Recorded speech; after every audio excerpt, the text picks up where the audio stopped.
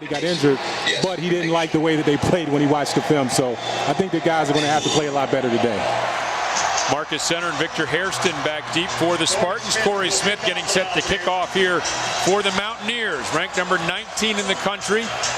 They are now ranked in both polls. We're ranked in just the AP poll going into last week's game. The victory over Marshall has catapulted them into the top 25 in both polls, and now Smith the approach, and it is going to come down to Marcus Center. He'll take it at his goal line. Center crosses the 15, finds a little room, and is chopped down as he gets to the 25-yard line.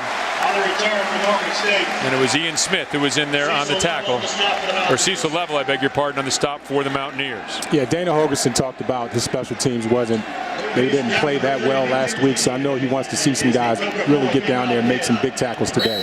Gave up a punt return for a touchdown, although Tavon Austin did have a return for a touchdown himself on a kickoff as Chris Wally gets set to bring the Norfolk State Spartans to the line of scrimmage. Going to see a lot of similarities. Both teams run the spread offensively and defensively. A lot of similarities in schemes between the two teams. And you're seeing the play signaled in from the coaching staff of the Spartans on the far sideline. Wally will throw quickly, complete. And it's the Xavier Boyce transfer from Virginia Tech, and he's going to pick up first down yardage across the 35 to the 36-yard line. As we take a look at the starting offense here for the Norfolk State Spartans, Takeem Hedgeman at running back, Josh Alford at fullback, and then the three-receiver set you saw there, and that offensive line, Kendall Noble, the left tackle, first-team All-MEAC. The rest of the offensive line being patched together. It's going to be something to watch today. Nico Flores, by the way, has checked in at the quarterback position already for Chris Wally. We expect to see both those guys playing today. A little bit of wildcat action here to try to throw the Mountaineers off.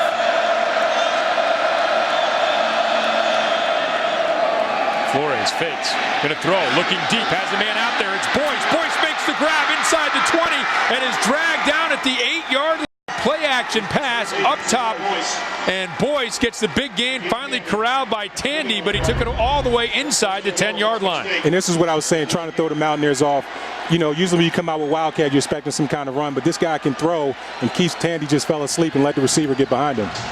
So first down at the 8-yard line. Flores remains in at the quarterback position. Now Flores will stop to look over to the sideline to get the call. Boy, just when you're an underdog team coming in, a big play like this early on to sort of give you a little momentum. And this is similar to what happened last week. Marshall came out, scored first, and they made the game a real big game. And now we have a flag coming in. Offense, 5-yard penalty, replay, first down.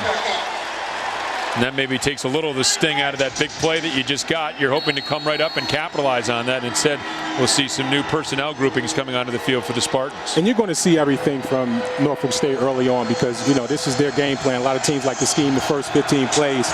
So they obviously saw something in the Mountaineer defense on film that made them feel like they can get that play off.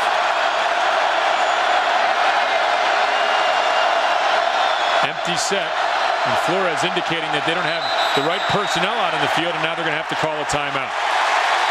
And like you said, it really is taking the sting out of that big play. You got 2 consecutive times where you can't even get a play off. So I think both sides will settle down right here. Well, you mentioned keeping the drives alive, and when you're an FCS team, and also not to be overwhelmed. That was one of your keys, John, in this game. And you come in and right away you hit a big play, and maybe you settle down a little bit, and maybe you get some belief for a while that you can play with a team that's ranked 19th in the country as you move from FCS up to FBS competition. Yeah, I mean, at the end of the day, football is football. So these guys are good football players. The Mountaineer has, you know, probably a lot more good football players. But these coaches saw a lot on film of West Virginia, and they know that they can get some big plays down the field.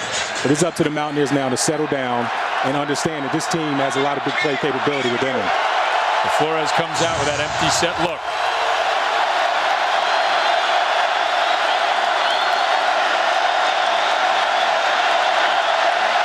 Once again, they'll stop and look for a new play in from the sideline. The play clock winding down once again, and we're going to get another delay of game penalty coming off a timeout. Offense, 5-yard penalty, first down. And Kendall Noble, the left tackle, the veteran, went over to the sideline and screamed over there and said, let's get this play and let's get something going here. Yeah, it's a shame. They really had a good thing going. Now we'll see if they can convert this into another first down. Flores will bring Hairston into the backfield with him. The fake to Hairston, and Flores is knocked down for a loss of 2 on the play. Bruce Irvin leading the charge defensively. Yeah, Bruce is the best defensive player on the field right now, and he's over there against Noble at the left tackle. He should make a lot of big plays in the running game all day. So this is going to bring up a 2nd and long.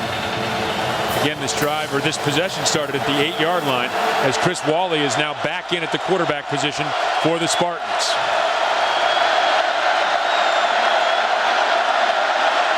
Empty set, and the crowd making it hard to hear as Wally's trying to change the play.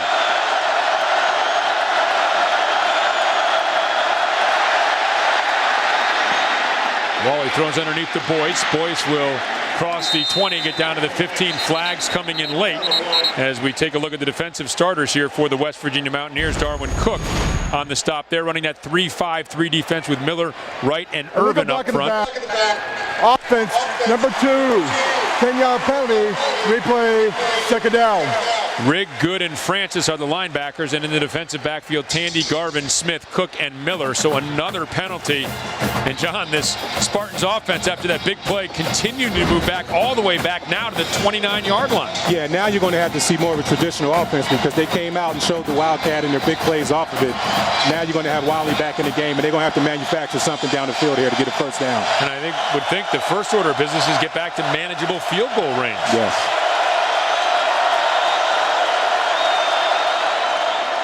Wally looking, throws to the running back Hedgeman out in the flat, and doing there, Tandy wrestles him out of bounds. Short gain from the 29 down to the 26, and is going to bring up a 3rd and goal from the 26-yard line.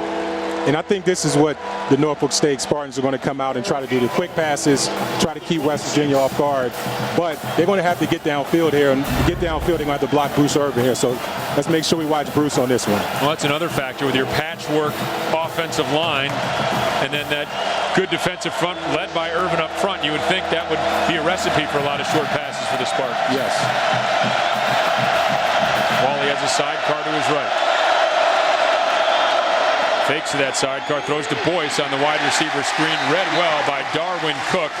So just a short game again as Boyce and Wally hooking up there, and it'll bring up a field goal attempt.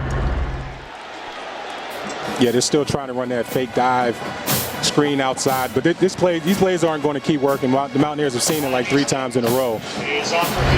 The Ryan Estep will try a 40-yarder, 3 for 3 last week on field goal attempts. Long was 39, so this would be a season long for him. And the kick is up, and it is good. So Ryan Estep has helped the Norfolk State Spartans come into Mountaineer Field and take a 3-0 lead. But wait a minute, we have a flag down, and offense, number 70, 10-yard penalty, replay, 4th down. Well, now you're going to have to reconsider the field goal attempt here. And they might bring in a different kicker. They're going to Everett Goldberg is their kicker on long field goal attempts.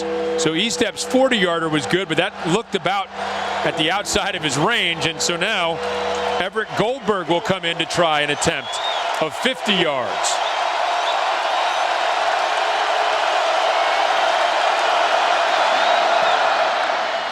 The leg is there for sure, and the kick is good.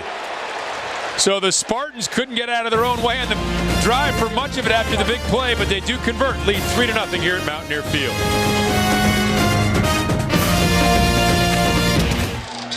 Back at Mountaineer Field, where the Norfolk State Spartans are leading number 19 West Virginia 3-0 following a 7-play 42-yard drive. Pete Adrian's team goes on top. 4:04 of clock, some of that in reverse after the big play. But John, successful and a good start for the Spartans in this game. It's a very good start. You never want to come out here, like I said, go 3 and out, 3 and out. They went out and they had a very big play on the first play of the game, so that was big for them. An onside kick attempt. And that went sideways from the beginning, out of bounds at the 31-yard line. So Pete Adrian coaching aggressively and trying to take some of the wind out of the sails of the Mountaineers. Instead, his defense is going to be pinned back deep here.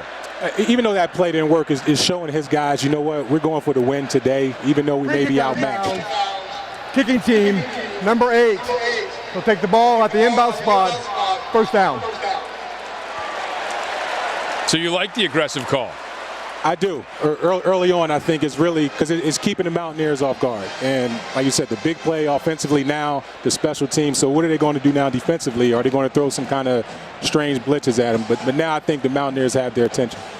Geno Smith, a sensational season. You saw the numbers last year as a sophomore. Lots of praise from Coach Dana Holgorsen, who was, of course, trying to install a completely new offense. And now they're going to march off 5 more yards and put it at the 26-yard line. So, well, you don't want to give Geno Smith the whole field, much less 26 yards of a top rate in.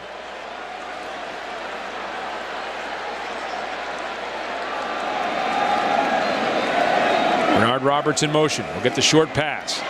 And he'll find some room, and he'll cross the 20 and get down to about the 19-yard line. So Bernard Roberts, the freshman starting this week, is Corwin Hammond, the leading tackler for the Spartans, makes the stop. And on these plays, the receivers are trying to get man-on-man blocking. You don't really have to get big blocks, just get in front of the guy. So that's a very good play for the Mountaineers. And that wide receiver blocking was something Dana Holgorsen was highly critical of last week against Marshall. Here's Roberts on the left side, and Roberts will be stopped after a short gain. Jamal Giddens makes the stop defensively for the Spartans. As we take a look at the West Virginia offense, Roberts, Clark, Austin, Nealon, and Urban will see a lot of different wide receiver formations in Barclay, Braun, Madsen, Rader, and Pat Egger along the offensive line for the West Virginia Mountaineers. 3rd and short. Mountaineers will go empty set as Roberts motions out.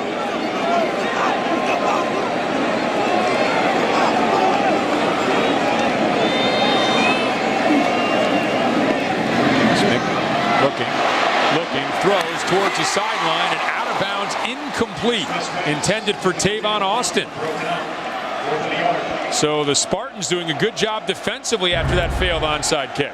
Yeah, we talked about in the opening how Geno Smith's a pocket passer. He probably could have ran for the first down here, but he's always looking downfield. I think we get to the sideline, the coaches tell him, hey, just take off and get the first down for us. That was Nat Turner Harris who made the nice hit and drove Austin out of bounds. And so now a field goal attempt here for Tyler Bittenkirk. And Bittenkirk's kick is up, and it is no good, wide left. So the Spartans come down and score on their opening drive. The failed onside kick and the missed field goal. And the Spartans, over 5 minutes into this game, enjoy a 3-0 lead, and they'll get the ball back. Yes, and the Mountaineers, they have to be very careful here. I mean, I don't think this is a horrible start, but Norfolk State is very, very aggressive right now. The Mountaineers missed a field goal, gave up a big play defensively, and the Mountaineers offense went 3 and out. So everything seems to be leaning towards Norfolk State right now. And Bittenkirk was a guy who a couple of years ago as a freshman had an outstanding season, had some misses last year, although had several blocked attempts, 4 blocks last year for the Mountaineers. They have a new special teams coach in addition to new head coach Dana Holgorsen and a new offensive staff, so hoping to get some of those issues cleaned up, but Bittenkirk with a miss there, and Chris Wally will be back in at quarterback for the Spartans. We've seen both Wally and Flores so far. Wally will head straight up the middle and pick up good yardage. A pickup of about 7 on the play. Will Clark on the stop defensively for the Mountaineers. And the Mountaineers run his 3-3 stack 5 defense. The nose guard has to stand in there a little bit better, but you know, look at this. She's getting double teamed. The linebackers have to field. We mentioned gelling defensively as Flores. Look at that. Flores couldn't decide what to do and wound up keeping the ball, and Julian Harris will wrap him up and take him down. A loss on the play. Obviously, as he and Haynes were trying to get together, Randy Maines, I beg your pardon, this was not the way you draw it up here. No, and this is just an extension of the Wildcat. They have to run other plays off it besides the pass, and as you saw before at the end of the last drive, they start to make mistakes again. Well, couldn't see from our angle that it was fumbled and bounced right back into Flores' hands, so very fortunate that the Spartans didn't turn it over. Wally back in now at quarterback on this 3rd down and 4. Play clock once again under 10. Wally gets a snap off. Looking under pressure, and is going to throw it out, and it's going to be caught. It is complete, and this is Hedgeman, and Hedgeman's going to pick up the 1st down. It looked like that may have even been a lateral. It just squirted out at the last minute as Wally found Hedgeman, and nobody realized the ball had been released, and Hedgeman picks up the 1st down. Yeah, this play started off poorly for the Mountaineers. No pass rush. And then when they did get to him, he tossed it off to the running back. And, everything's going Norfolk State's way right now. An alert play by Hedgeman. Yes. And it's a first down. Wally remains in a quarterback ball at the 37-yard line.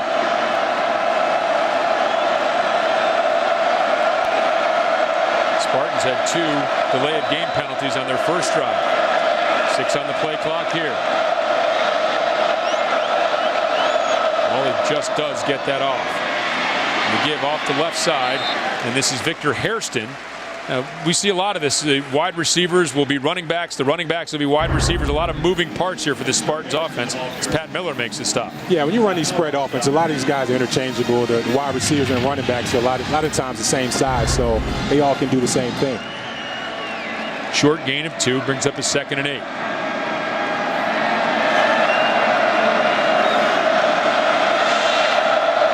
This time going with a tighter bunch than we've seen.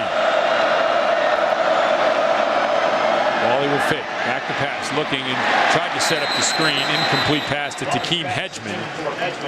And that time the pressure did get to Chris Wally. As Doug Rigg came in from his linebacker position.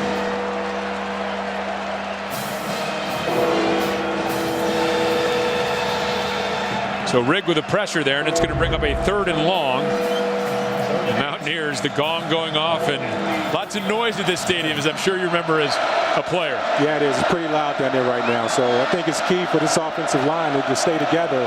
And now you see Bruce Irvin back out on the field. And this is where he makes all of his big plays. And once again, the play clock getting perilously close to expiring, and they're just going to get it off. And Wally on the keeper, and he is blasted. Bruce Irvin led the charge defensively. Also had some help from Keith Tandy. And the Spartans will be forced to punt. 4th down. Yeah, and this is what he did last year. He came in the game on 3rd downs, had 14 sacks, and now they want to make him more of an every down player. But 3rd down is his thing. I mean, he's a lighter defensive end, but he can get a lot of sacks for you. Troy Menzer back to punt for the Spartans, and Tavon Austin will be back deep to receive for the Mountaineers.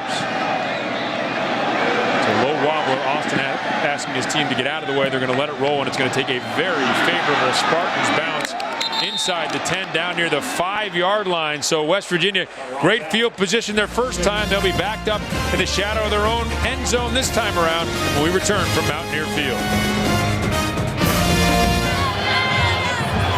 Back at Mountaineer Field in Morgantown, West Virginia looking to give their fans and their cheerleaders something to cheer about and something to get excited about. Trailing right now 3-0. Dana Holgerson looking on, his 2nd crack offensively with his team.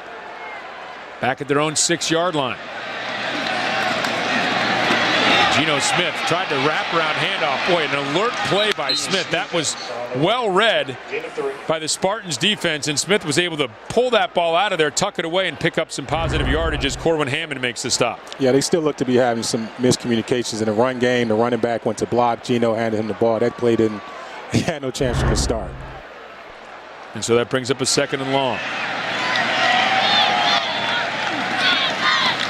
Smith will fake, rolls right. And a flag coming in.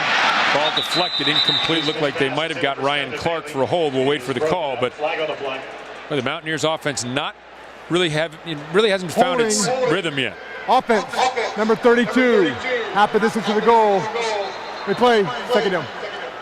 Yeah, they have some young guys in this system, and Dana want to be sticking straight up pretty soon. And it was Ryan Clark on the hold, so it's going to bring up, actually it was refused by the Spartans. They said half the distance to the goal line, but the Spartans will refuse the penalty and bring up a 3rd and long.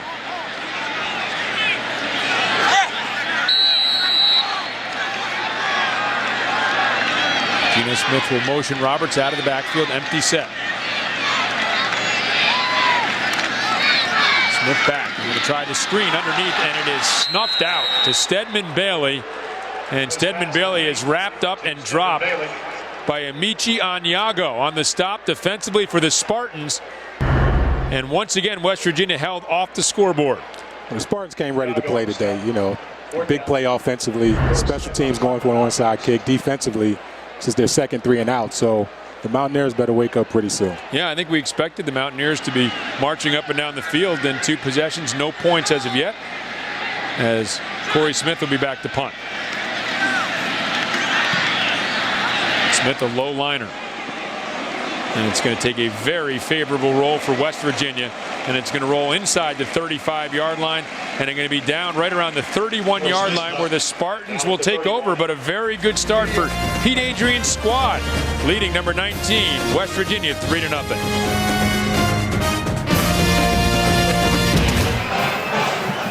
Back at Mountaineer Field, a surprising score. Norfolk State leading number 19 West Virginia 3-0 with 5:09 remaining in the first quarter. Rob King alongside former West Virginia star and NFL stalwart John Thornton. One of your keys was for Norfolk State to keep drives alive. Time of possession 7:09 for the Spartans, just 2:42 for West Virginia. So Pete Adrian has to be very pleased with the start of his team. He has to be. I mean, like you said, Offense, number 77, 5-yard penalty, replay, first down. I think the Spartans came out with a very aggressive attitude, a very aggressive game plan, and they sort of knocked West Virginia back. And now West Virginia they don't know what's going on, so they really have to get it together. We saw Blake Matthews with a lean, and that's one thing Pete Adrian can't be happy about. Too many penalties for his team early on. Fake to Hedgeman. Flores on the keep. He's able to elude one tackler, but then is swarmed under by 3 West Virginia tacklers after a short gain. Najee Good leading the charge along with Josh Taylor. Initial hit by Najee Good. You know, as a team, one of the things you have to do is not overreact to the start. I mean, it's 3-0, but nothing's going West Virginia's way right now. So the guys on the sideline really have to stay with each other and not start yelling. Flores out, Chris Wally back in for the Spartans. At the quarterback position, they've used both liberally.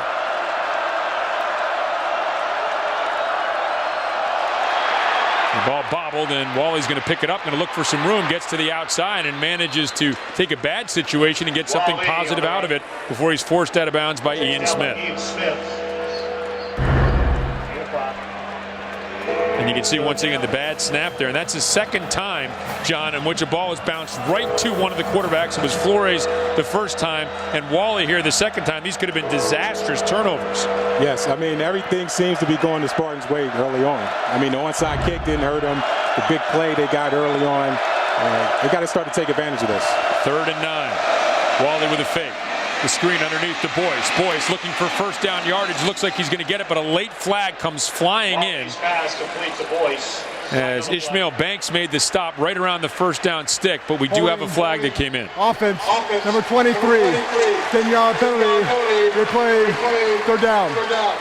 And it's a Washington who gets called for the flag, and that's one thing Pete Adrian's squad has not been able to do. They had the ball at the 8-yard line, a couple of penalties, brought it back. They had to wind up kicking a 50-yard field goal, and here another holding penalty. You see a lot of screens out of this offense, so I think the next thing you'll see off of that is the screen, and then fake the screen and go deep. So Wally now, after converting a 3rd and 9, will have to try it again. This time it's 3rd and 12 from the 29-yard line. West Virginia's showing blitz. Now they back off. Wally, short pass underneath to Harrison. He is hit immediately and dropped by Broderick Jenkins.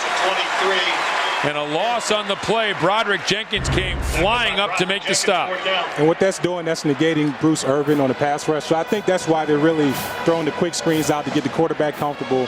But as you can see, the Mountaineers are sitting on those routes, so they're going to have to do something else offensively. We talked about it, the very inexperienced offensive line. Only Kendall Noble, really a veteran, and all MEAC selection on that offensive line. The other 4 new starters. And here's the boot, a low driving kick once again. And Austin's going to think about it. Now he's going to pick it up. And he's got some room. He's got a wall along the left side. Here comes Tavon Austin. Austin makes one-man miss at midfield. Crosses that stripe across the 40. Down along the sidelines. Inside the 20. Inside the 15-yard line. Tavon Austin. An electrifying return for West Virginia on a ball he didn't even want to field. Yeah, it looks like he didn't even want to pick it up, and he did. It looked like Norfolk State fell asleep once he picked it up. And here's the boot. Austin looks like he doesn't want any part of it. Then it just bounced right to him. Spun away, and look at the room and the wall of blockers up the left side. And that's the one man he made miss there. And that was able to get him the yardage he needed up that sideline. Great job of walking that tightrope as well, John. Yeah, he's a very good runner. He could probably start at Mountaineers start at the running back position for the Mountaineers. And if they don't get a running game going, he may move to the running back position. Andrew Bowie is checked in. He was banged up last week, but back in here now, the freshman to the left of quarterback Geno Smith. Smith back, looking. Throwing towards the end zone, has a man back there, in and out of the hands of Ivan McCartney. Not sure whether he would have come down inbounds anyway, and it's going to bring up a second down. Yeah, I think Dana Holgorsen is going to have to at least draw some plays up where Geno runs a little bit, because it looks like the Norfolk State defensive backs are just sitting back there waiting for the pass to come. Looks like McCartney would have been out of bounds even if he had hauled that in. So now 2nd and 10 from the 12-yard line. In motion to give to Bowie, and Bowie is hit, wrapped up, and dropped after a short gain by Corwin Hammond, the team's leading tackler a year ago, their best defensive player perhaps, and he makes the stop. He did, and on 2nd and 10 is usually a down where you like to run and pick up some yards. But the Mountaineers are going to have to change it up because Norfolk State is really all in their backfield. No gain, so a 3rd and 10 now for quarterback Geno Smith and this Mountaineers offense. Smith will give to Bowie. Bowie on the draw, and Bowie is going to get down inside the 5-yard line. Going to be short of a first down, and that'll bring up an interesting decision here for Coach Dana Holgorsen.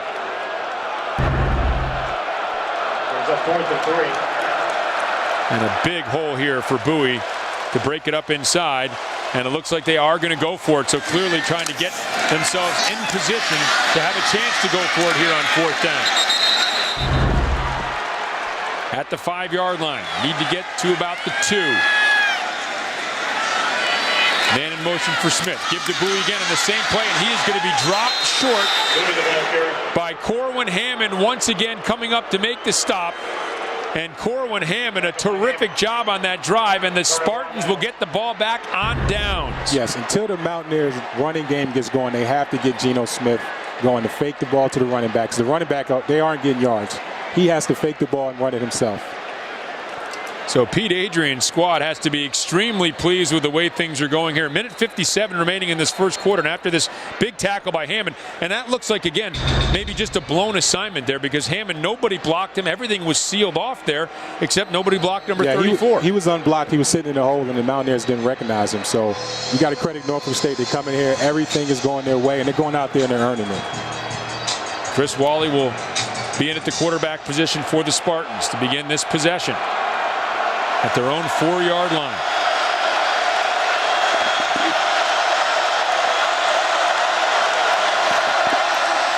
The fake, Wally back, and a throw has a man wide open. And it is Hairston, and Hairston's going to cross the 30-yard line. Well-designed play on the play-action pass. Ian Smith forcing him out of bounds, but a pickup of nearly 30 on the play. And this is normally where they started throwing those screens on the outside. Now they're going downfield, and they got everything working. So the Mountaineers are going to have to decide whether they want to blitz this guy to get him out of these quick passes. Oh, nice job as Darwin Cook was right in his kitchen, and he was still able to complete the pass. 29 yards on the gain, 7 for 8 for 50 yards. To give to Hedgeman off the left side. Hedgeman spins across the 35 and is dropped after a short gain on first down. Tackle by turn starting. So the Spartans are getting a big play, if nothing else, just to change field position by picking up that first down, but clearly looking for more. Their confidence beginning to rise a little bit here. Yeah, and they keep the Mountaineers on the field defensively. Guys are starting to point at each other, asking what's going wrong. So this is not a great start for the Mountaineers defense at all. Nico Flores back in at the quarterback position. Flores will get it, looking to throw, and skips it out there, and probably a good thing he did, because Miller was closing on it and looking for the interception. And now Flores will check back out, and Wally will check back in at the quarterback position for the Spartans. Under a minute remaining in this first quarter, and Norfolk State surprising number 19 ranked West Virginia with this 3-0 lead. I think the Mountaineers need to bring a blitz here, or at least show the blitz, so this quarterback can maybe get confused. Wally now will look over and get the play called in again. Go up to his offensive lineman in this loud environment, let him know what the play is, and settle back into the shotgun. And the give to the Hedgeman up the middle, and Hedgeman has a big hole, and Hedgeman looks to have the first down out near the 45-yard line. And they blitz from the outside. They look like they brought an outside back or a safety, but they got to start coming up in the A-gaps, because that's where they're getting the most yards rushing. Well, the offensive line, we talked about it, inexperienced group other than left tackle Kendall Noble, and doing a fine this front three of West Virginia. And you see the defensive ends are out wide. The nose guard is in there by himself. So the linebackers really have to do a better job of getting off the blocks by the offensive guards. 20 seconds remaining here in this first quarter. Wally pump fake looking and now throws it back. A good job coming back for the ball by his wide receiver Demps, and now Demps looking for more. Demps crossing the 40, Demps crossing the 30. Demps will make another move to get inside the 20, down near the 15-yard line before Will Clark in pursuit forces him out of bounds. Derek Demps, a big play. And another big play here for this Spartans offense. And we talked about this the last drive, how they would fake the outside screen and throw it down the field, and that's what they did, except the wide receiver cut it back across. You can't, that's no excuse for that for the Mountaineer defense to let a guy cut across like that. And that is the final play of the first quarter, and a startling first quarter as the Spartans up 3-0 and looking for more, and you can see gaining confidence as Derek Demps with a big play that time for the Norfolk State Spartans. Well, as you know, tomorrow marks the 10th anniversary of 9/11, a day that will be remembered forever in our country.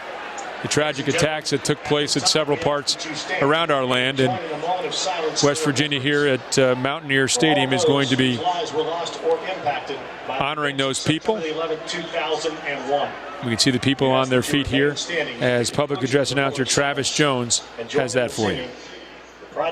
God bless America.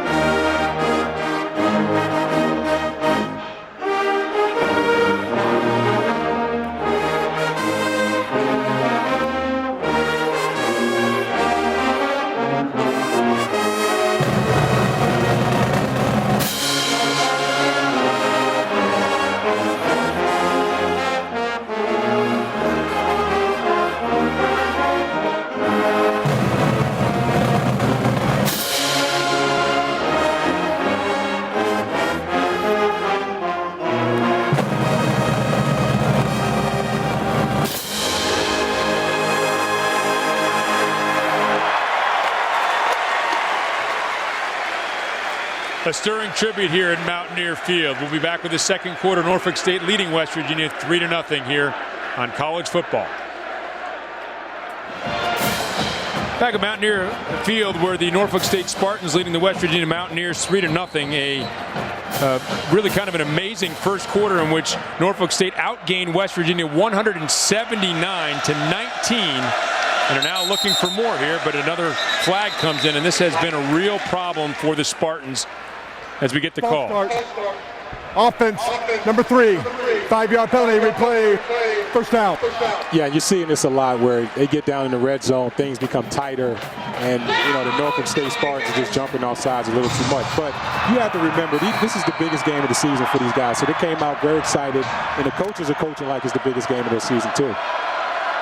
So it'll be a 1st and 15 after the big play that ended the first quarter to Derek Demps at the 22-yard line. Wally the fake and the throw underneath and incomplete to Boyce. That was well read as the Spartans really jumping that quick pass out to the flat. Yes, and that's one of the things that they obviously want to come in here and do a lot is get the ball on the outside, keep Bruce Irvin from getting to their quarterback. So what you do with that is you keep throwing it outside. Now Bruce will maybe stop, and they'll have more time to get down the field.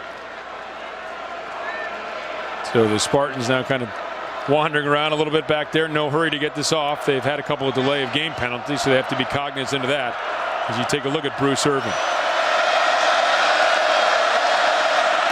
Waller, quick pass out in the flat, and it is incomplete to Hairston. Boy, that was set up out there to Hairston, but the pass just off the mark. Looked like a little miscommunication. Maybe Wally thought Hairston was going to come up the field a little bit more. Yeah, it looked like Wally rushed that pass just a little bit. It was a little bit off target, but he did have some room out there. So, like I said, they're going to keep throwing these screens, go off of that, hit it down the middle. So the Mountaineers have to be careful. 3rd and long. It's a 3rd and 15 from the 22-yard line.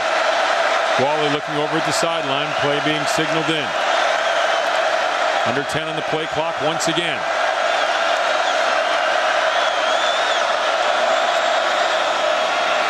Waller, some pressure from the backside, escapes, moving to his right.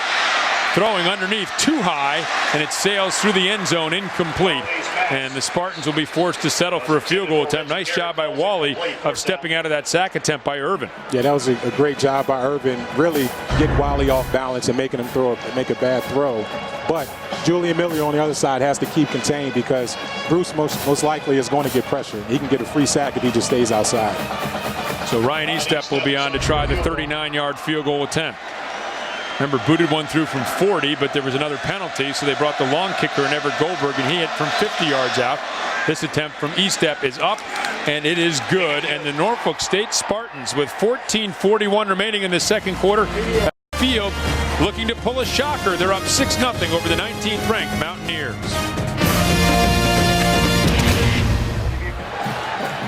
Back at Mountaineer Field, Norfolk State, the Spartans from the FCS ranks trying to pull a major upset over number 19 West Virginia. They lead 6-0 as we are early in the second quarter here. Rob King alongside former West Virginia star, all Big East performer, and longtime NFL stalwart John Thornton. And John, the Spartans coming in here trying to pull a shocker and starting to get more and more comfortable, it seems. Yes, they are. And if I'm a coach of the Spartans right now, I'm telling my guys, listen, we have to capitalize on all of these yards that we're getting because it's still a one-score game. The Mountaineers score, they're back up. So Norfolk State has to capitalize on everything that they're doing. Goldberg with a short kick trying to keep it out of the hands of Tavon Austin. They did that, but the return is still a good one out to about the 37-yard line, and we do have a player shaken up for the Norfolk State Spartans. Looks like Marcus Cooperwood's going to get up, though, and be able to continue. If you take a look at the numbers Dana Holgerson put up as the offensive coordinator at Oklahoma State, Houston, and Texas, and mind-boggling numbers, and look at the NCAA ranks that he's been able to put up, John. Yes, he can definitely put up the numbers, but these guys have to buy into the system.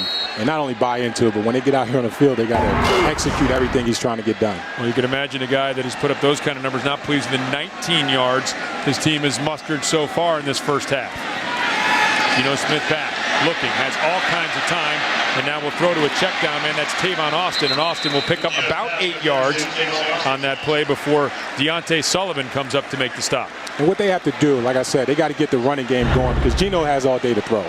So what they got to do is get the secondary players to commit to the line of scrimmage so they can go deep because it looks like that's what they're trying to do. And Austin, you can see, kind of wrestled down there, just limped off the field.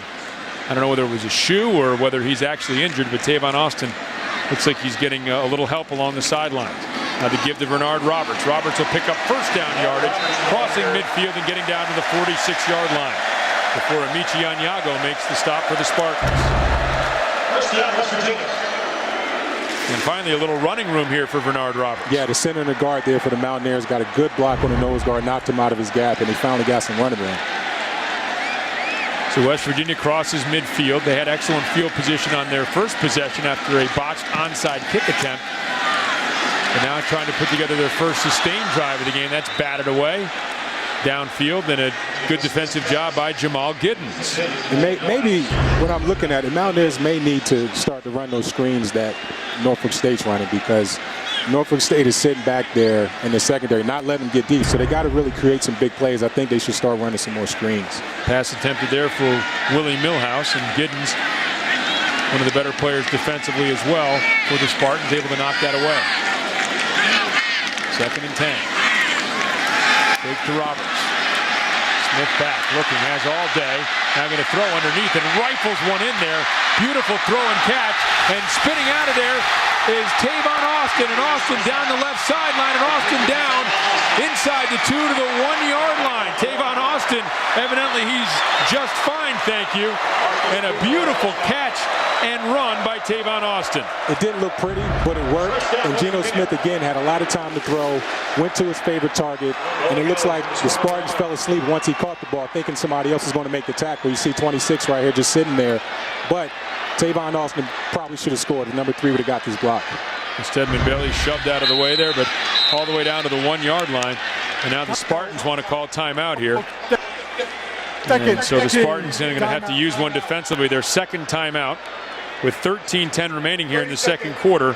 And West Virginia trying to get this ship righted a little bit, balance things off. They're expected to win this game and win it going away. As we take one more look at this nice play by Tavon Austin, who had the long punt return and then this catch and run.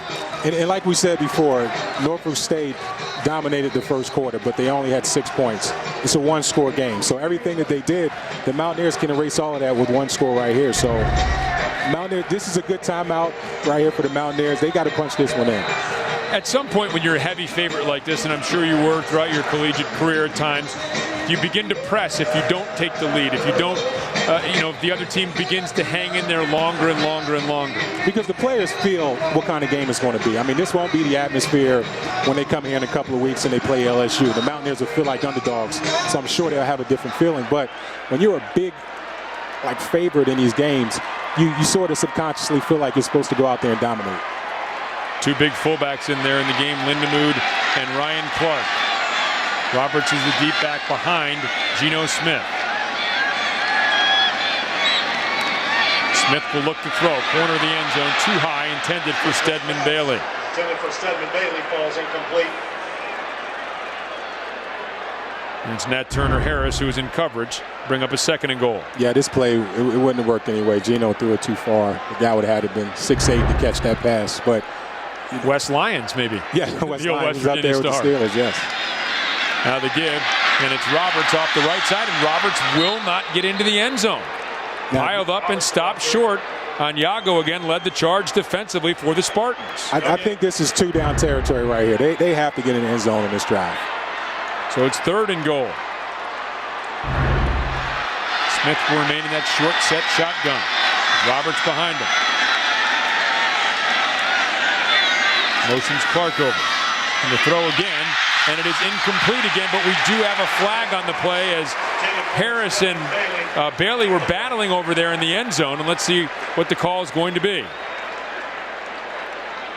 Harris defending all block. Pass interference. Defense. Number 8. First down. It still looked like, I don't know if they were trying to run a back shoulder fade right here. It just didn't look good. Defensive back. It's within 5 yards, so I don't know about that call right there. Well, it's a call that the Spartans are not going to appreciate, but it does give the Mountaineers a fresh set of downs. Smith will give to Roberts off the right side, hitting the backfield, trying to lean forward, and no indication except that he didn't score. So it's going to bring up a 2nd and goal again. And they're lucky they got their first down, because this would have been a 4th down and it would have been a big decision here for Dana. But I'm just shocked at the Mountaineers' ability to not be able to run the ball in the first 2 games. Eric Hitch, the inside linebacker, came in and made the good hit in the hole again. 2nd and goal. Fake to Roberts. Smith looking to throw for the corner of the end zone. It is caught, but once again coming out of the end zone to make the grab was Ivan McCartney. So they'll have yet another play from right around that 1-yard line mark. That was a very long 1-yard gain. So the Mountaineers have to they got to line up sometimes in the I formation and pound it in. This spread offense, sometimes it makes you a little finesse, and it makes you like finesse players up front. But put Geno on the center and let him at least sneak it in. 3rd and goal from inside the 1. Smith remains in the shotgun. Gets the snap. Going to look to throw again. And Smith's pass for the corner of the end zone is incomplete over his intended receiver's head. And that was intended for Tavon Austin, and it's going to bring up a 4th down. And it looks like they're going to kick the field goal here. I mean, he doesn't have any confidence in his offense right now. They couldn't punch it in from 2 to 3 yards out. So, yeah, they want to get some points on the board. Hopefully this will get them some confidence. But give credit to the Spartans. They bowled up here in the goal line and didn't let the Mountaineers in at all. So Tyler Bittencourt will come on to try the field goal. He's missed 1. And he's going to try to get the Mountaineers on the board with 11:25 remaining in the second quarter. And Bittencourt's kick is up, and it is good. And so the Mountaineers on the board, but still trailing the Norfolk State Spartans 6-3 here with 11:20 remaining at Mountaineer Field.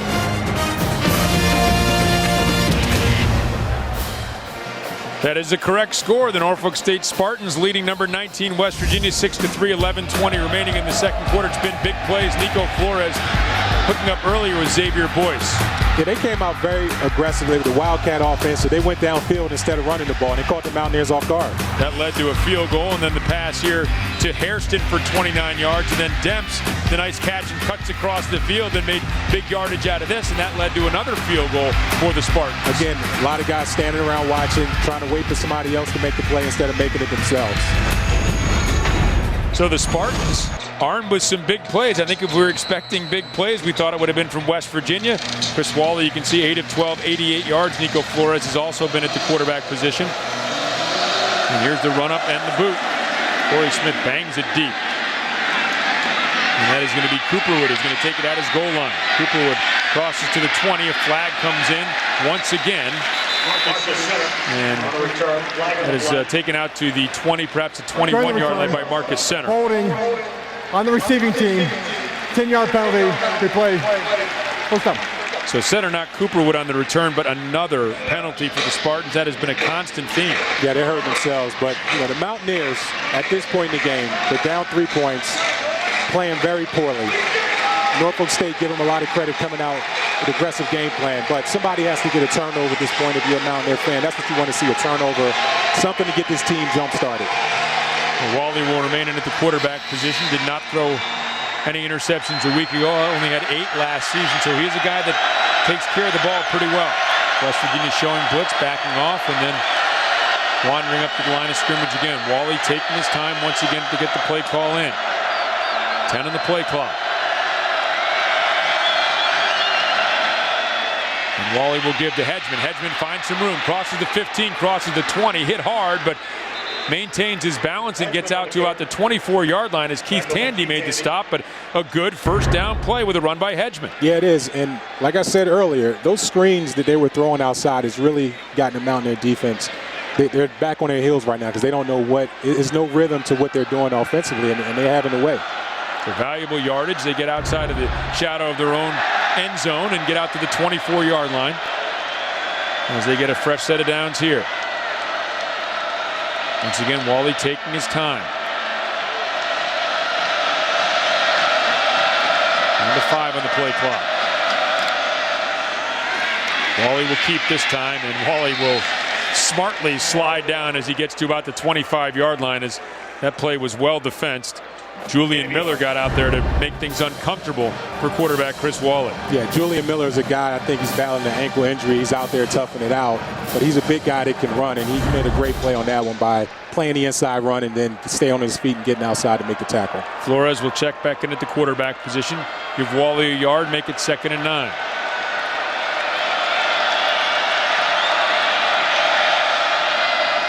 Man in motion, the fake by Flores, he's going to keep. He's got some room. He's going to cross the 30-yard line and get tripped up as he gets out to about the 32-yard line by Darwin, by Flores. And this 2-quarterback system is really working because number 6 can run the ball and he can throw it. And then while he comes back in, he's probably a better passer. But you got to watch for him running this play right here because he can run the ball. Wally checks back in on a 3rd and short. Flores heads to the sideline, having done his job, picked up 7 yards on that run, making it a very manageable 3rd and 2 for Wally and the Spartans offense. Clock continues to run, under 9.5 minutes remaining in this first half. Wally, problems with the snap, going to try to keep it, and he is thrown down rudely to the ground, and that is Big George Wright on the stop. And so once again, we've seen the bobbled snap be an issue for the Spartans team as well, and this threw off the timing of this play. And this has happened like 5 to 7 times, I'm guessing, that the center snapped the ball very high, and that throws off the timing for the quarterback to either fake it to the running back or throw the ball. So the Spartans are just killing themselves.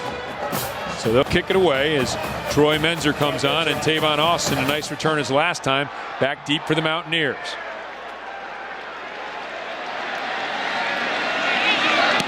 Menzer gets the boot away. And Austin's going to have some room, but he's going to call the fair catch back at his 19-yard line. So once again, unfavorable field position for the Mountaineers. They find themselves in the wrong end of a 6-3 score here at Milan Puskar Stadium.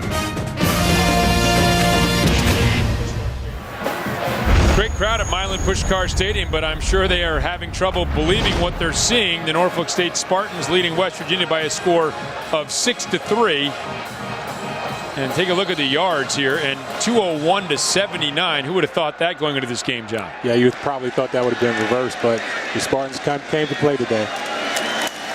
Give to Trey Johnson off the left side, and Johnson is tripped up in the backfield and dropped for a loss on the play by Jamal Giddens. Well, they just can't get any traction in this running game. Had trouble last week against Marshall and not running the ball effectively again today. It just seems like they don't have a rhythm with what they're doing up front. The receivers, the running game is just struggling. So to me, you're almost to the point where you scrap it and let Geno win it for you. Call it 2nd and 10. Geno Smith in the shotgun. Smith has plenty of time. Out to Johnson, in and out of his hands, and then he's walloped after the play, and flags come in late. And once again, flags an issue for this defense and offense, as it was Onyago who, I beg your pardon, Ricardo Volson, who came up and made that late hit. As a defensive Personal player. Foul. Defense, number 26. Hamilton with contact. Automatic first down. I don't agree with this call right here. Number one, as a defensive player, I think that he had a step or two to stop, but he deserved to get hit for dropping that ball. So, you can't keep dropping balls like this, and Geno has all day to throw, and I didn't mean that in a bad way, but you got to make that catch right there for Geno. And maybe they wouldn't have called it if it wasn't for the helmet of Volson hitting the helmet of Johnson, but a first down for the Mountaineers, and they'll take it however they can get it. This offense has been floundering throughout this first half. Smith back. Going to throw it up the seam and into and out of the hands of Devon Brown, a transfer from Wake Forest, who can't hang on. And it looks like the Spartans are just rushing 3 guys, and they're letting the Mountaineers make a lot of mistakes because the passing, you know what they need to do? Number 89, Tyler Urban, just came in the game. Maybe throw it in Boston. They didn't get him the ball last week. Let's try to see what he can do. Brown was a guy, Wake Forest leading receiver the last couple of years, transferring in as a senior and just unable to hang on to that one. A grad student, actually, I beg your pardon. His pass now thrown out along the sidelines to McCartney, and McCartney is going to be at the first down stick. And it's going to be dependent upon the spot. Looks like it's going to be enough for a first down as Cooperwood forced him out of bounds, but a good throw and catch here. And beautifully delivered, and this time McCartney hangs on. Quick pass out to Tavon Austin. Austin has some room. Austin sprints up the sideline, and a touchdown-saving tackle by Amici Onyago. It looks like the Mountaineers are starting to get a little bit of rhythm here in the passing game. Keep getting the balls in the hand of your best playmakers. And Tavon Austin is a guy that can catch it and make people miss. So the Mountaineers look like they're trying to pick up the pace a little bit here offensively. And now the Spartans are going to use their Norfolk State, third and final timeout. And this is a good timeout right here because they're starting to give up some yards. Look like West Virginia's getting into a rhythm. So I don't blame the coach right here. And Todd LaPenta picking up for me where I left off, third and final timeout. So no more timeouts here in the rest of this half. Now some of that is because of some defensive alignment issues. They had some trouble in that first drive offensively. They got a couple of delay of game calls against them. And so flags, some management issues here for the Spartans, but you still look up at that scoreboard and they're leading 6-3 with all the penalties, with all the mistakes they've made. They're still the ones with the lead. Yeah, but coach knows, hey, we got to get a stop here because if they score on this drive, everything that we've done will be erased. So that, in my opinion, even though they don't have any left, it was a great timeout to let his guys get some rest, number one, and then two, let them know, hey, we need to stop. And Pete Adrian going to use them all. Sometimes you see a coach will have timeouts remaining that don't get used, and there he is, 1966 to 1969, the WVU grad, number 63. I had the opportunity to meet Pete yesterday when they came over and did their walkthrough. He took their guys through the stadium. Very nice guy. Doing a nice job with the Norfolk State program. Back-to-back winning seasons for the Spartans. And the MEAC. Geno Smith throwing long, and nope, Bailey, they said, did not drag the foot in bounds. Came down with it, but they said out of bounds for Stedman Bailey. In the middle of the field is where the Mountaineers need to start attacking. Geno's making some tough throws, and that was a good throw. It's just a tough one. But they have to have some plays where they get these guys open over the middle. Bailey clearly out of bounds there. 2nd and 10. Give to Bernard Roberts off the left side. Roberts a little bit of room, and now going to be driven down hard by Devontae Reynolds after a pickup of about 5 on that play. Another one of these young backs that they have in here. And a lot of times with the running backs, they're not patient enough to wait for their holes to open. So maybe that's the problem with the running game. Geno Smith quickly getting the next play called. Smith back to pass, looking, and has some room to run. He's going to take off, and he's going to spin forward across the 30 down to the 29-yard line and pick up that first down. And Geno looks like Pat White a little bit, but he's not Pat White when he takes off and run the ball. You know, Geno is a pure pocket passer. When he runs, he almost looks unorthodox when he does it, but he runs enough to get a first down, and he was right to slide right there. Beat last week against Marshall, picks up a much-needed first down for the Mountaineers there. And he'll give to Roberts, and Roberts finally gets a little surge from that offensive line. That's something that has been lacking, that offensive line surge. We've seen some creases, some holes. This time they blew him off the line of scrimmage. Dana Holgorsen was very upset with his offensive line this week, and he talked about it in the production meeting yesterday. He wants to see a lot of improvement by these guys, or he's going to replace him. Geno Smith, the handoff to Roberts, and Roberts will pick up the first down again. So this power running game, as Marcel Koch makes the stop, that was lacking when they had first and goal from the 2, suddenly finding some life here. And the Spartans are getting very tired. They're tired up front. You know, they're not rotating their front guys, so they're going to have to bring some blitzes to get a negative play here. Andrew Bowie is checked in at the running back position. Fake to Bowie.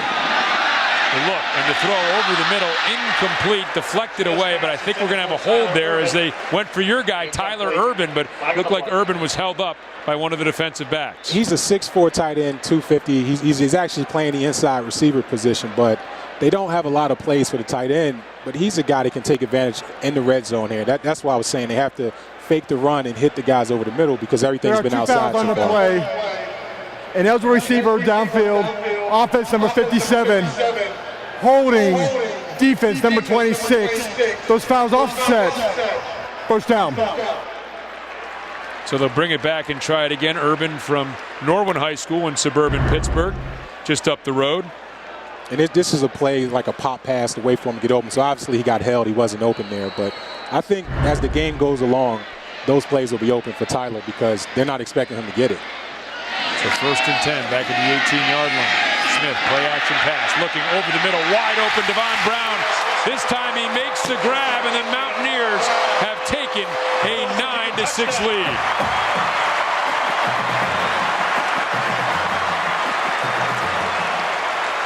Well, you mentioned exploiting the middle of that defense, and this time they did it, and Brown was wide open. And Brown and Urban almost interchangeable. They play the same position, so the Mountaineers came back and ran that exact same play. Fake the run, hit the tight end or the inside slot receiver over the middle, and it's getting wide open. And maybe a little bit of that success running the ball helped freeze those linebackers, give them a little room over the top as Bittencourt kicks it through, and West Virginia finally, with 5:53 remaining in this second quarter, has their first lead of the afternoon. And that's good. And maybe now these guys will get some confidence and, you know, get Norfolk State's defense off of the field because they were on the field for a long time right there. And they got really tired. The defensive linemen couldn't handle it. As a fan watching this game, I'm sure a lot of these fans thinking there's an air of inevitability almost about this game. Okay, they've got the lead. Eventually, we're going to catch fire. Eventually, we're going to get going. You would think on the side of the underdog, the Norfolk State Spartans, there's got to be an uh-oh factor at some point in this game. That would mean to me that this possession would be very important for the Spartans to try to get something accomplished, get some sort of rhythm. If not score, at least get a couple of first downs to let West Virginia know that the football game hasn't ended here because they've taken the lead. Yes, and you know, Coach over there, he caught that timeout, Coach Adrian. He knew what was going to happen. He said, listen, guys, this is very important because now they're giving the Mountaineers the lead. Everything that they've done has sort of been erased, and now they got to come back and get another big play from their offense. First career touchdown as a West Virginia Mountaineer for Devon Brown, capping the 11-play, 81-yard drive. Now here's the boot, and it is taken by Hairston. Hairston crosses the 20. Hairston crosses the 30. Hairston gets out to the 35-yard line, so a positive return by Victor Hairston before Broderick Jenkins drops him right around that 35-yard line. I think maybe the Spartans are going to be counted out of this game. They do a little something to kind of give themselves a little bit of life as we take a look at that scoring play, the 18-yard touchdown reception for Devon Brown. Ken mentioned the leading receiver at Wake Forest the last couple of years. Yeah, these guys are playing pretty hard, man. You got to give the Spartans a lot of credit. They've come out. They haven't been scared at all in this environment. It's a tough environment for them, but they played well. Wally's the quarterback. Quick pass out. It is complete. And this is Lewis, and Lewis is going to get out to about the 45-yard line. So Kelvin Lewis going to pick up about 9 yards on that first down play before Terrence Garvin forces him out of bounds. And that play almost takes the place of a running play. So this is like an extension of the run. They throw it out, they pick it up, and they see where they had the mismatch out there, and they got 9-10 yards. Going to bring up a 2nd and short. Under 5.5 minutes and counting remaining in this second quarter. West Virginia has just taken their first lead of the game up 10-6 here at Mountaineer Field. Hairston comes in motion. High snap and the inside handoff to Hairston. Hairston has to spin away from Tandy, and it looks like he's going to pick up the first down. Yes, the Spartans got a first down on that play, but again, the snap was high, almost threw the quarterback off a little bit. He has to watch. He's not going to snap that ball over the quarterback's head one of these plays. That was Bruce Irvin, I beg your pardon, not Tandy, in the stop. Bruce Irvin has been very active. Again, frustrating, I would think, for a pass rusher with these quick sets. You know, as a defensive lineman, these quick sets, it's hard to get to that quarterback and get that pressure on. It is. That has to make you work hard on first and second down so you can get a 3rd and long situation and take advantage of guys like Bruce Irvin out there. 1st and 10 at the 47-yard line. Wally will give, and chopped down in the backfield is Maines, and it was Casey Vance, the linebacker, who shot in and dropped Randy Maines for a loss. You see the linebacker shot the gap right there, and the Mountaineers are being a little bit more aggressive defensively. Jeff Castillo is going to dial up some more blitzes because he's starting to get a feel for the Norfolk State offense. 2nd and 12. Wally remains in the game at quarterback. Clock ticking down. You bet one thing, they'd love to pick up another first down and make sure West Virginia doesn't get the ball back this half, but first things first, to 2nd and 12. Pump fake and to throw, and it is complete to Boyce. Boyce takes a lick from Darwin Cook, but it is still enough for a first down. Xavier Boyce, a big first half continuing for him. And this is what we talked about earlier, that fake screen to get the defense thinking that they see the play and they know what's coming, and the wide receiver slips up the field wide open. Safety's a little late coming over to get the big hit.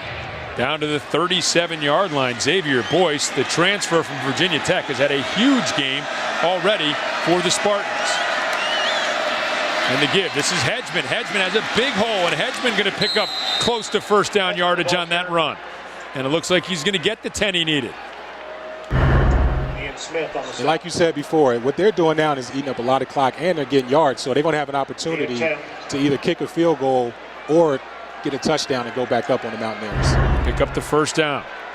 3:20 remaining and counting here in this first half. Spartans looking to pull a shocker. Have led most of this game, and now a chance to add some more points here before the end of the first half.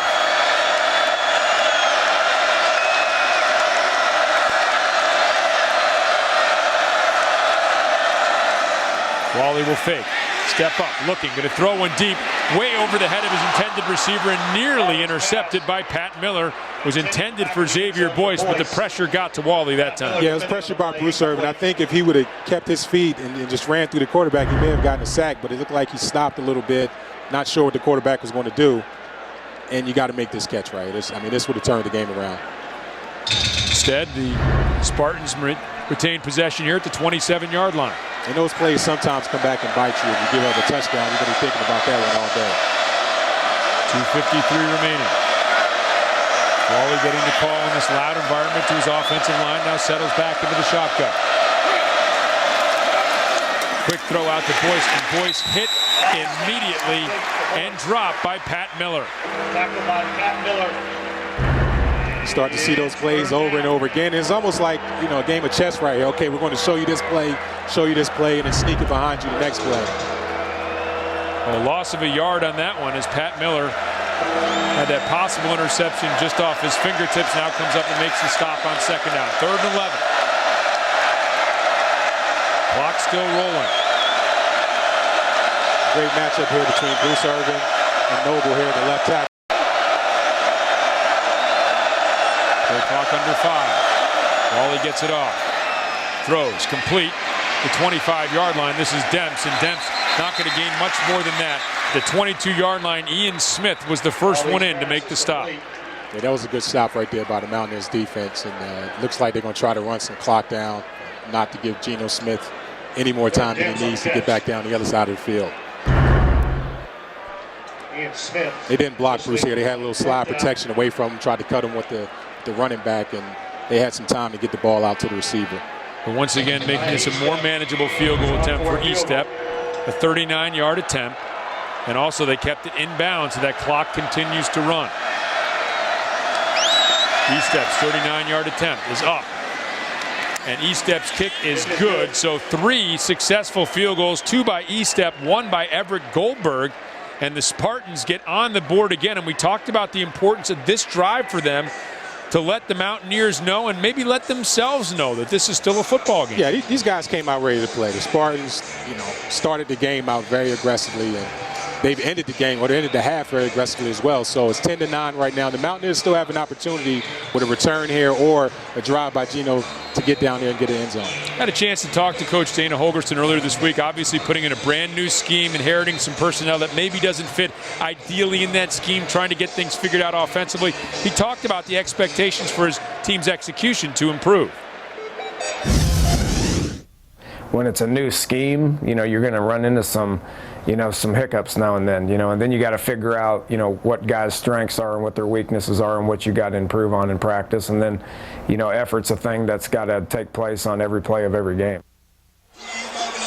So it is difficult. I mean, you come in, you have to, some of these guys are brand new and can soak it up. But even for those guys that are soaking it up, if they're new, it's still college football. It's a new level. And for other guys, learning things differently than what they'd learned before under a new coaching regime. So, yeah, and there's one thing to do on practice field. You got to do it in the game, and I think that's where they're struggling at this point. Stedman Bailey on the return, crosses the 20, and then bottled up there. Gets out to about the 23-yard line before he's taken down.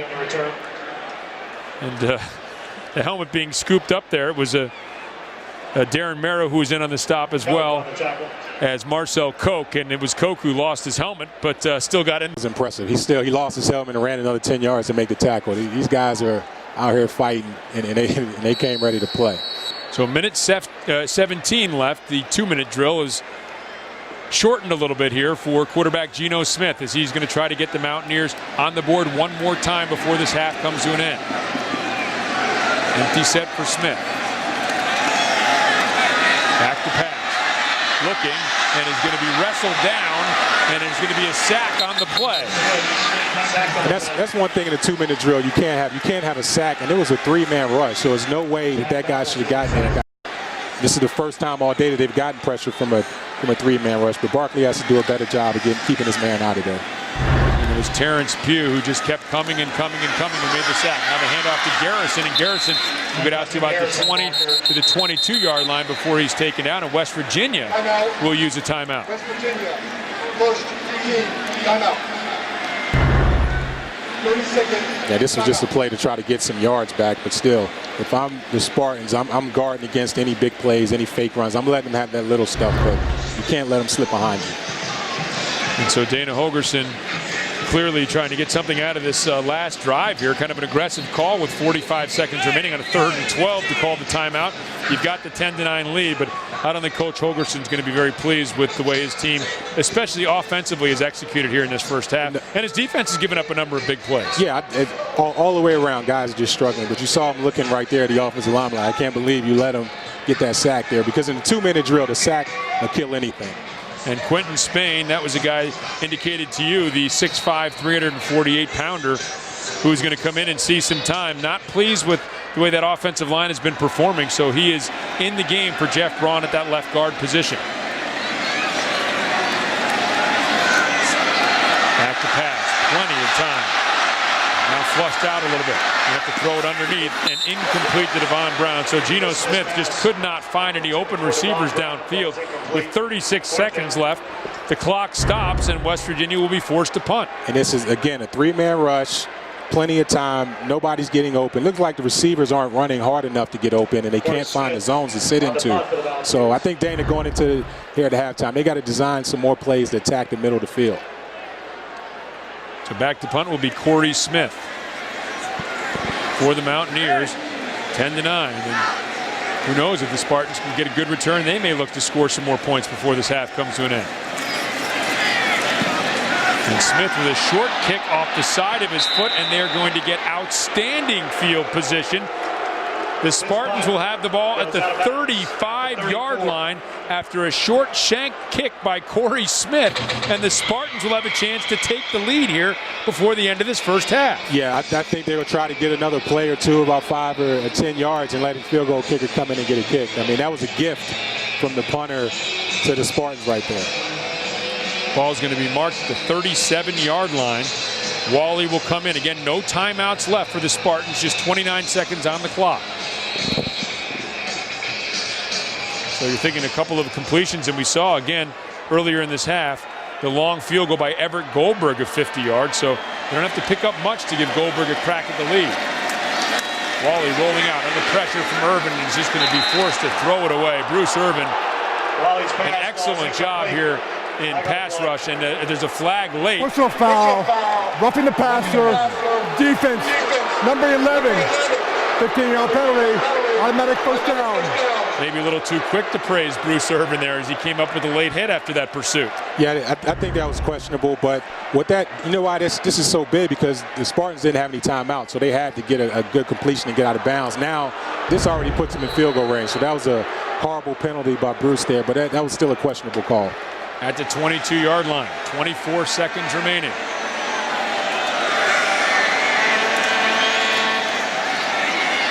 Wally will give to Hedgeman, and these guys, they're going to have to hurry up and spike the ball here. Look like they're going to be content, it would seem, to just get one field goal attempt off. Wally's taking his time up there. 8 seconds left, 7.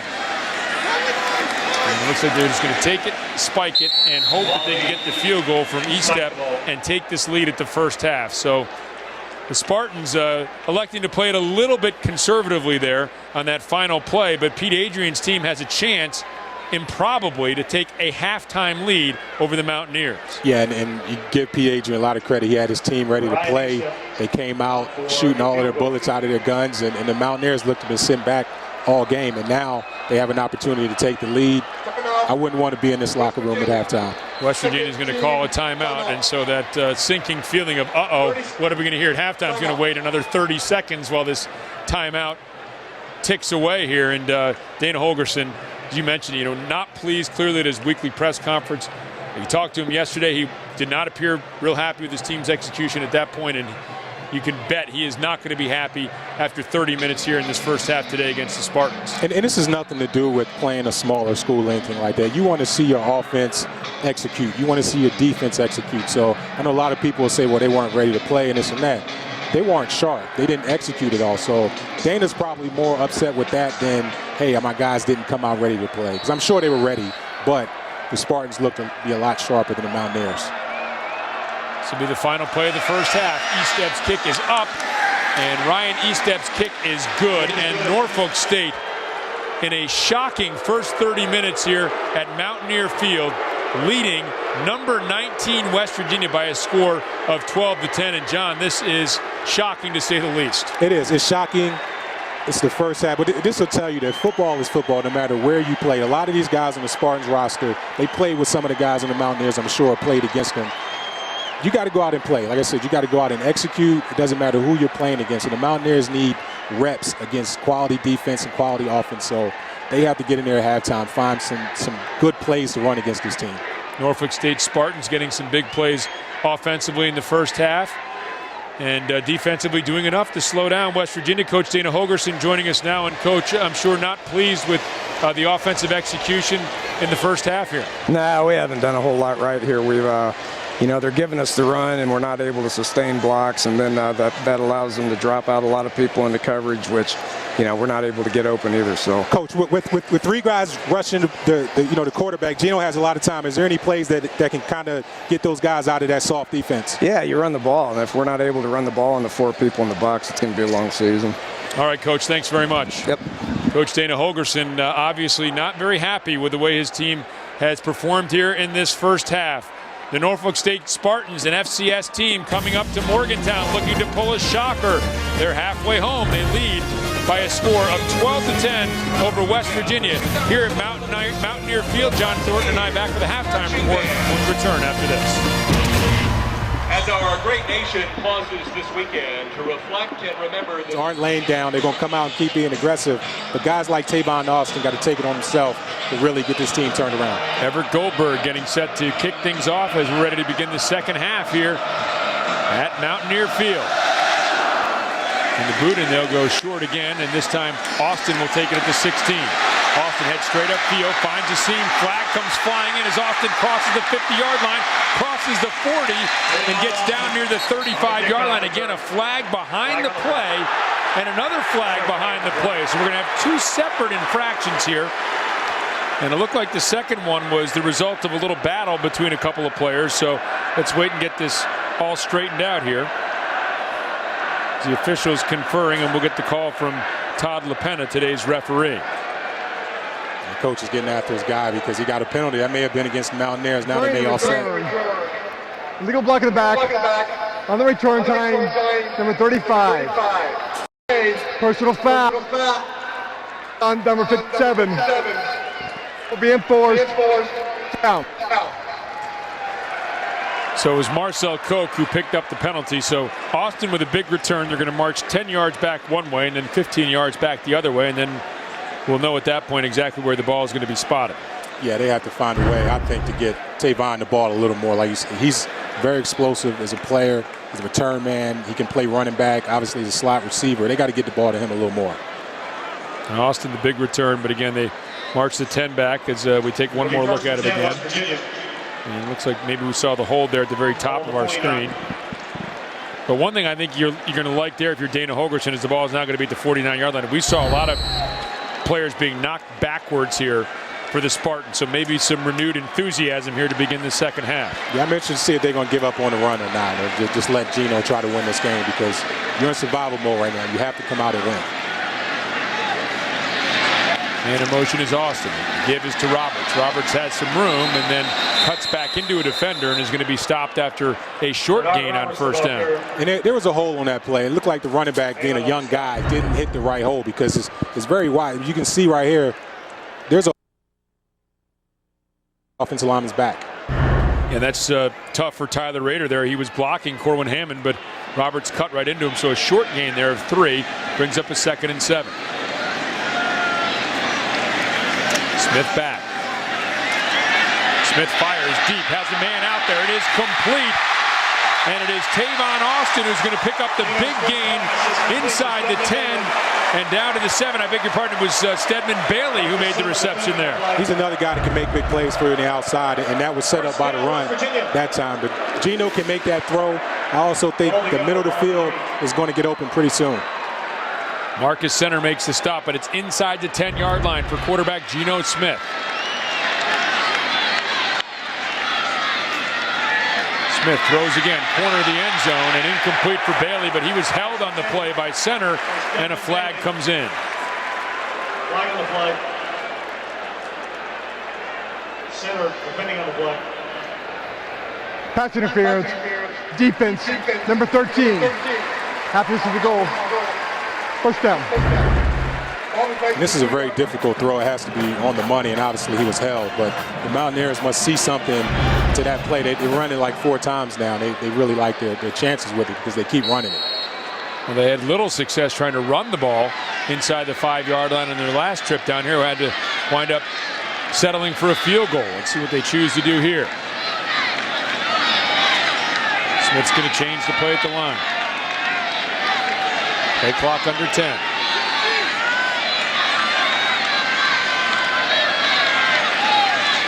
Smith will give to Roberts, and Roberts cuts up the middle and in for the touchdown.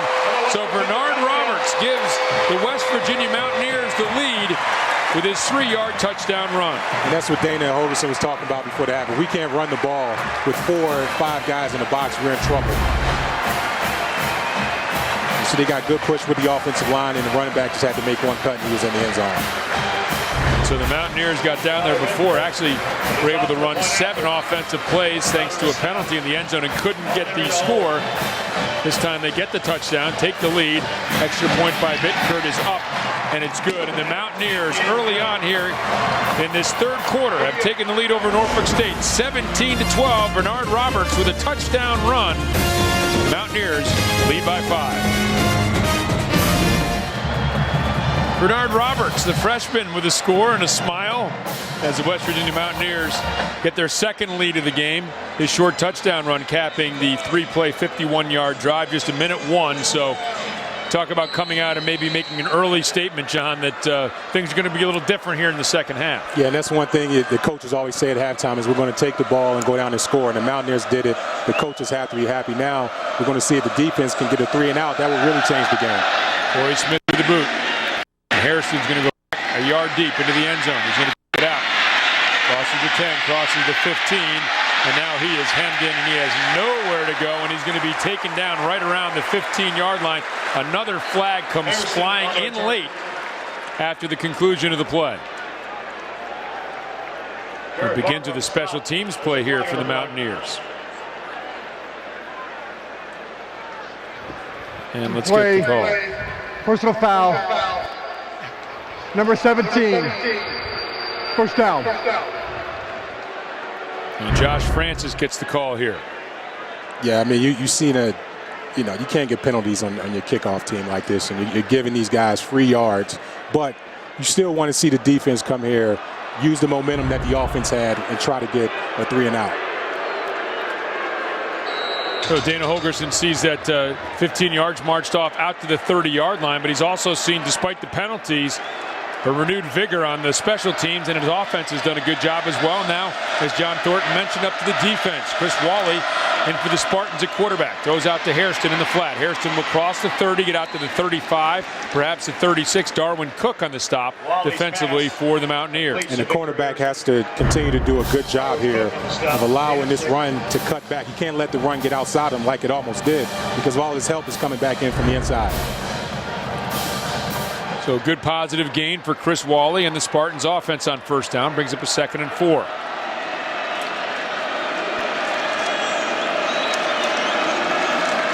Wally hands to Hedgeman. Hedgeman will find a little room, and Hedgeman will get out to the 40-yard line and apparently pick up enough for a first down. The signal is first down for the Spartans. First down. And what this is going to do is just calm his team down. The Spartans came out, got a first down. I was expecting the Mountaineers to get a 3 and out. Obviously, that didn't happen. They had to keep playing hard. Wally in the shotgun. Again, wanders up to the line of scrimmage, gets the play change. Lineman, because it can get loud here at Mountaineer Field. Make sure everybody's on the same page. 7 seconds on the play clock. Wally the fake. Back, looking and running, and it's just going to throw this one away. Wally's pass, incomplete. Doug Rigg defensively there for the Mountaineers in pursuit of Wally. Yeah, and the Spartans looked like they tried to catch the Mountaineers and sleep on defense because they just ran a one receiver route, the fake run, and then try to get it deep, but the pressure came and he had to throw it away. Give credit to Wally and the Spartans attack. They've been able to move the football against the Mountaineers. Haven't gotten into the end zone yet, though. Trailing by 5. Critical juncture of this game. Spartans trying to rally from the Mountaineers' touchdown to lead off this second half.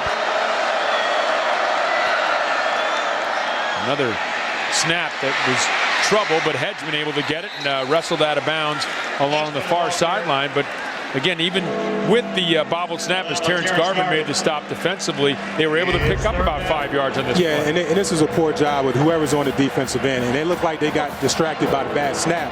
But you got to stay outside because everything inside was bottled up. And that's the only place the ball could go, and that's where it went. Amazing, deflected from Wally right into the hands of Hedgeman, and we've seen that 3 or 4 times now. Fortuitous bounces for the Spartans offense. And that snap's been bad all day. I'm telling you, one of them's going to go over that quarterback head. They're going everywhere. 3rd and 4. Waller, the fake, and now tries to throw it deep, instead nearly picked off, as clearly he and Xavier Boyce were not on the same page. And Tandy, in the top 10 in the nation in interceptions a year ago, the Big East leader, almost came up with this one. And Tandy's probably surprised. Majority of his interceptions have come off of tip passes, and now he had an opportunity to make that play. But it's a good job of getting off the field. Now you're giving your offense the ball back, and they look to have some rhythm going. So back to punt will be Troy Menzer. Menzer boots it out of there, and it's a good one. And Tavon Austin's going to let it bounce, and it is going to be stopped, but then a collision in the end zone, and the Spartans lose an opportunity to pin the Mountaineers deep. West Virginia has taken the lead. They get the ball back, up 17-12, 11:44 remaining in the 3rd quarter here at Mountaineer Field. Back at Mountaineer Field, number 19, West Virginia has taken the lead over Norfolk State 17-12. They've gotten the ball back, and so they're going to look to do a little more damage here in the second half against the Norfolk State Spartans. Quarterback Geno Smith remains in the game. Smith has time, throws down the middle, has a man wide open. It's Garrison, the running back. He makes the grab, crosses midfield, and gets down to the 45-yard line of the Spartans. Yeah, that middle of the field had to open up. They're rushing 3 guys. He has time. He's been throwing on the outside now, so the middle of the field's been wide open. The guys have to be falling asleep if you're playing defense for the Spartans. Garrison, the freshman running back, a very young running back crew here for the Mountaineers. And to give to Garrison. Garrison will find the edge on the left side, cross the 40, and get down near the 30-yard line before he's forced out of bounds by Nat Turner Harris, and a late flag coming in on the play again. And part of the problem with the run game has been the lack of patience by the running backs, and now they look like they're showing a little more patience. Garrison, I beg your pardon. Personal foul. Defense, number 13. 15-yard penalty. First down. That was Marcus Center who was flagged. Nat Turner Harris had the initial tackle here. That's substantially late. Yeah, late, and the guy's being aggressive, but you got to watch it on the sideline. Sometimes you got to pull up. Garrison, Bernard Robertson, Andrew Bowie, 3 freshman running backs for the Mountaineers.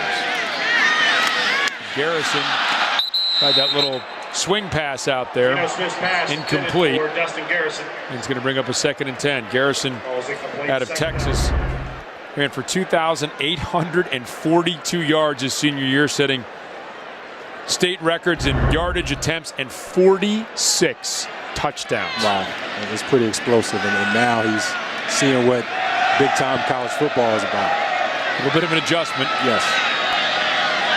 He's to the sidecar to the left to Smith. Back to pass. Looking. Now moves out to his right, trying to wave McCartney down.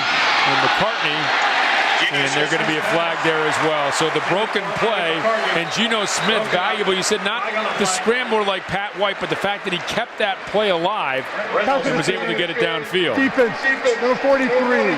Automatic first down. And that led to the penalty by Cooper Wood. Yeah, it looked like the cornerback, he panicked once he got in the end zone because he couldn't see the ball. So once he saw the receiver go up in the air, he thought the ball was coming, and he put his hands in his chest, and that's an obvious pass interference call. Goal to go at the 2.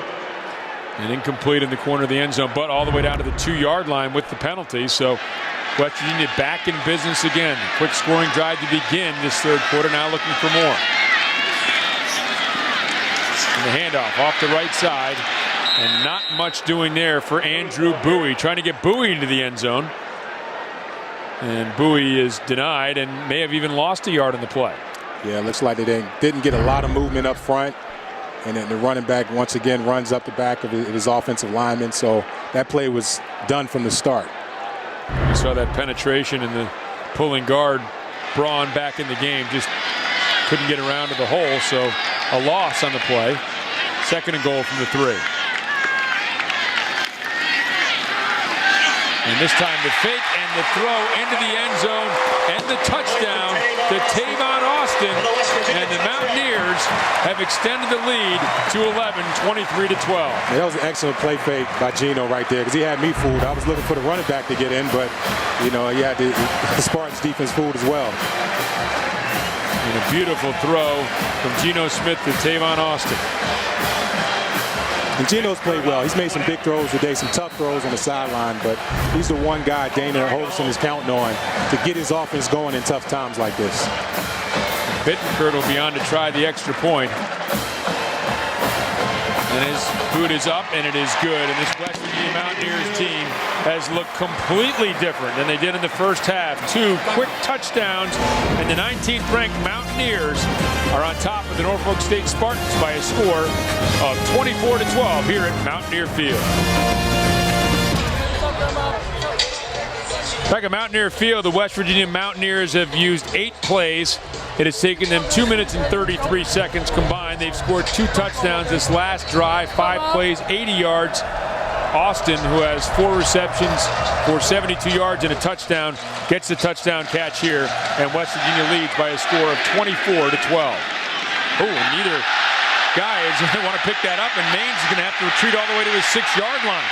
And Maines gets to the 10, and then he's chopped down as he gets across the 10 to the 12. So just a miscommunication back there.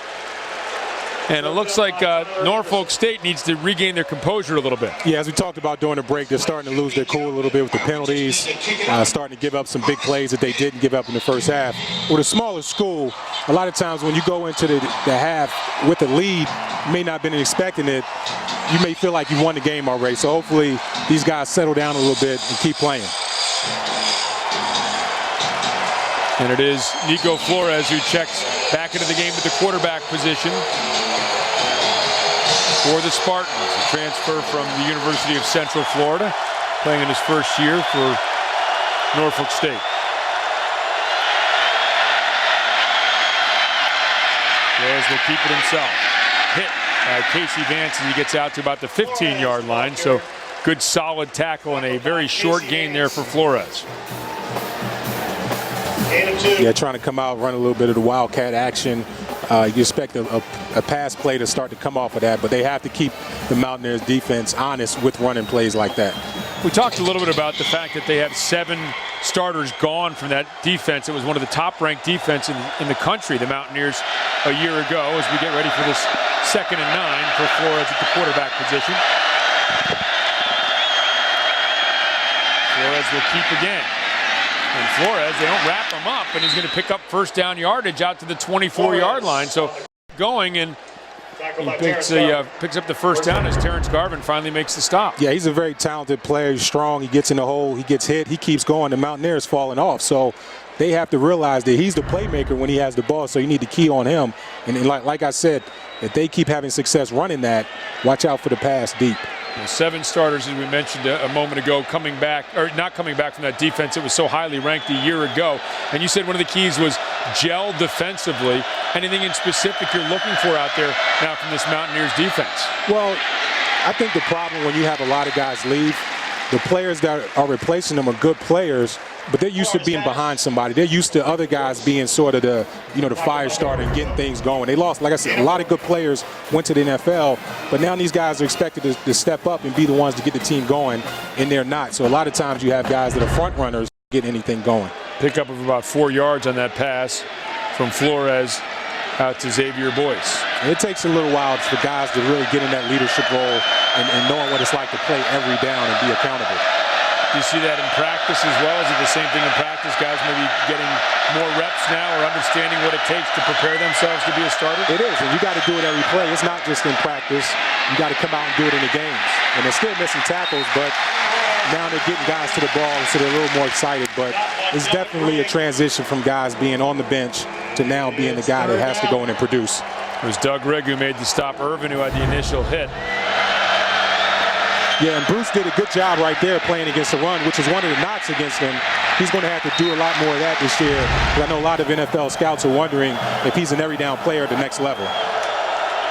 14 sacks a year ago, number 2 in the nation for that highly rated West Virginia defense. Now a 3rd and long, 3rd and 7 And Wally is checked back in at quarterback.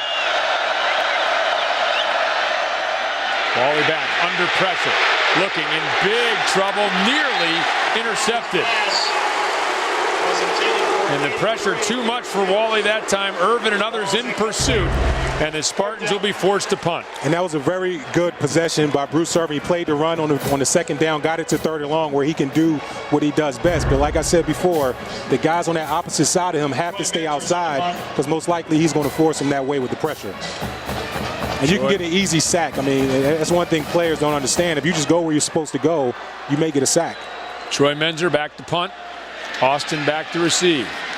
Here's the boot from Menzer. A liner that Austin will take at his 26. Makes the first man miss.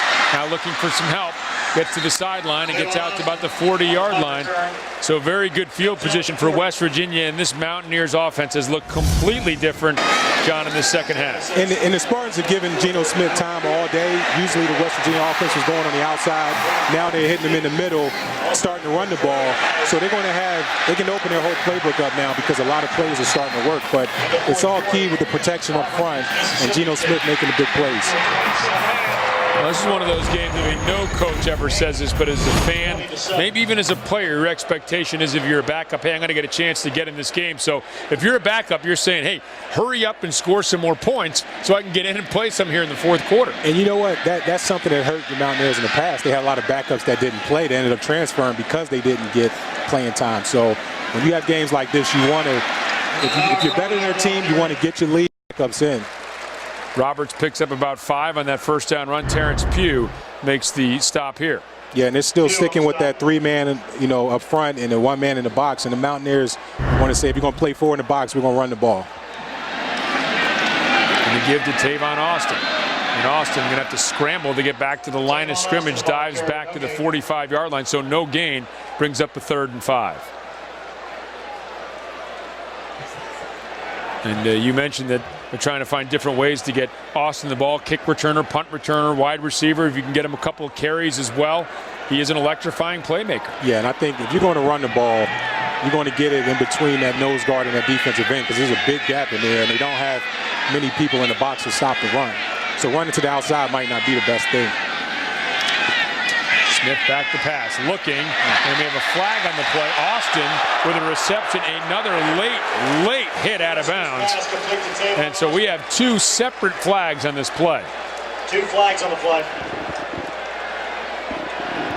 And we'll wait to see how things get sorted out here with referee Todd LaPenta. Officials huddling on this one. One was clearly a late hit out of bounds. Whether the second one was a hold or some sort of illegal pick remains to be seen. Pete Adrian looking on, and as you mentioned, the late hits and some other things, maybe his team losing some composure. Both against the defense. We have personal foul, hands to the face on the defense. We have, after the play, personal foul, late hit out of bounds against the defense, first down. And it's a shame because the Spartans have played such a good game. And now they're starting to hurt themselves. They had penalties early on, but they sort of overcame them. But now the penalties are starting to hurt. You're making stupid plays like that, 2 penalties on 1 play. And so they keep this up, the score is going to get out of hand quickly. Yeah, and Yago's hit was just way out of bounds. By the way, I mentioned Quentin Spain, the freshman who came in earlier in the game. He's along that offensive line because Dana Holgerson liked the way he was practicing, was not real happy with the way his offensive line was performing. He's getting some ice on that ankle, so maybe one bit of bad news in the second half for the Mountaineers. But look at this march. Holy mackerel. The penalty takes it all the way down to the 14-yard line. Yeah, that's a shame. Like I said, they played well.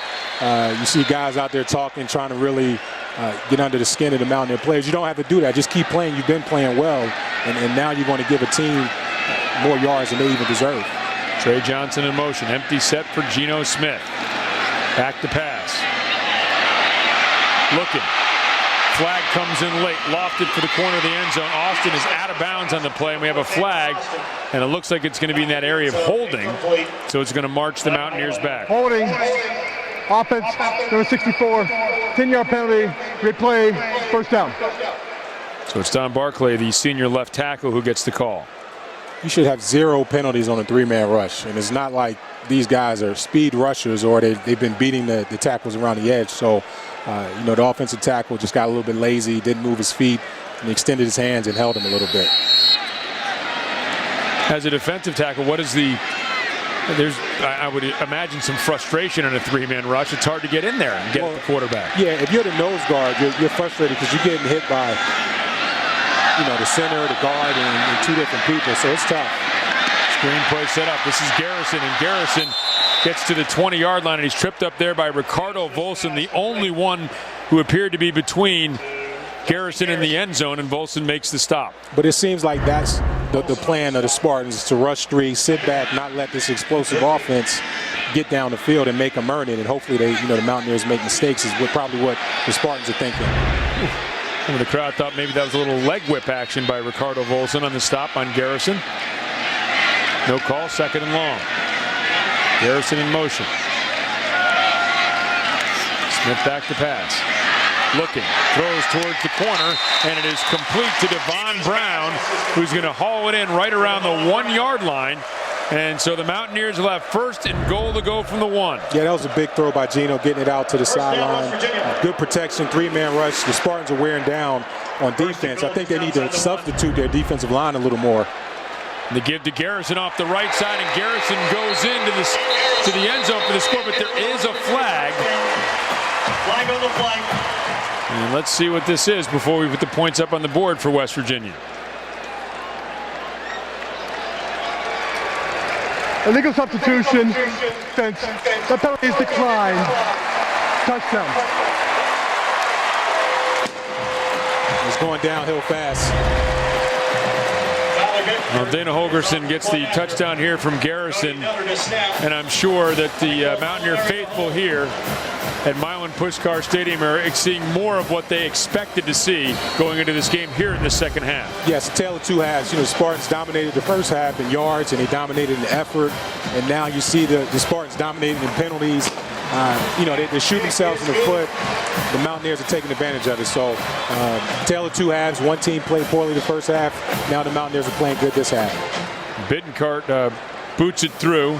Tyler Bittencourt, again, a guy, and going into this season, you know, everyone talks about the offense under Dana Holgerson, but the defense is a big story. With only 4 starters coming back from that dominating defense, Ken Bittencourt get back to being the kicker he was a couple of years ago. Had a bit of a groin issue last year. We mentioned the block kicks.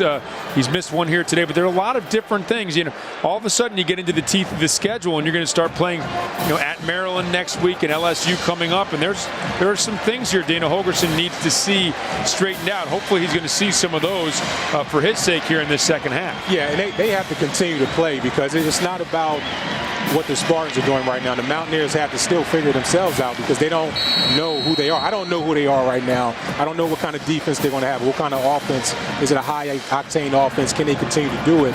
So you got to keep playing. I see guys smiling on the sideline. You know, you may have a lead now, but you still have to sort of develop an identity. Corey Smith with a run-up, and Harrison's going to take it at his 11-yard line. Crosses the 20, and that's about all he's going to get when he gets out to the 26-yard line. The Mountaineers take the 31-12 lead on Dustin Garrison's first career touchdown. Here's the Big East preseason media poll, and West Virginia a strong pick to win the conference, followed by Pitt and then South Florida, which really made a statement with their victory at Notre Dame, followed by Syracuse, Cincinnati, Connecticut, Louisville, and Rutgers. Your thoughts about that poll, and do you think that's an accurate portrayal heading into conference play? I think so. You have 2 ranked teams in West Virginia and South Florida, probably the 2 top teams in the division. Cincinnati played well last week. They play Tennessee tonight. Pittsburgh will be 2-0. So it's a pretty good start for the division. Wally in at quarterback, and the handoff off the right side. Cook comes up and makes the big hit, and both players involved in that collision slow to get up, as it was Hedgeman and Cook with a big collision here. Yeah, that was a good job by the safety coming up and filling that hole, because everything was sort of compressed in the middle, and the guys did a good job of keeping contained and letting the free player make the tackle. Pickup of 2, 2nd and 8.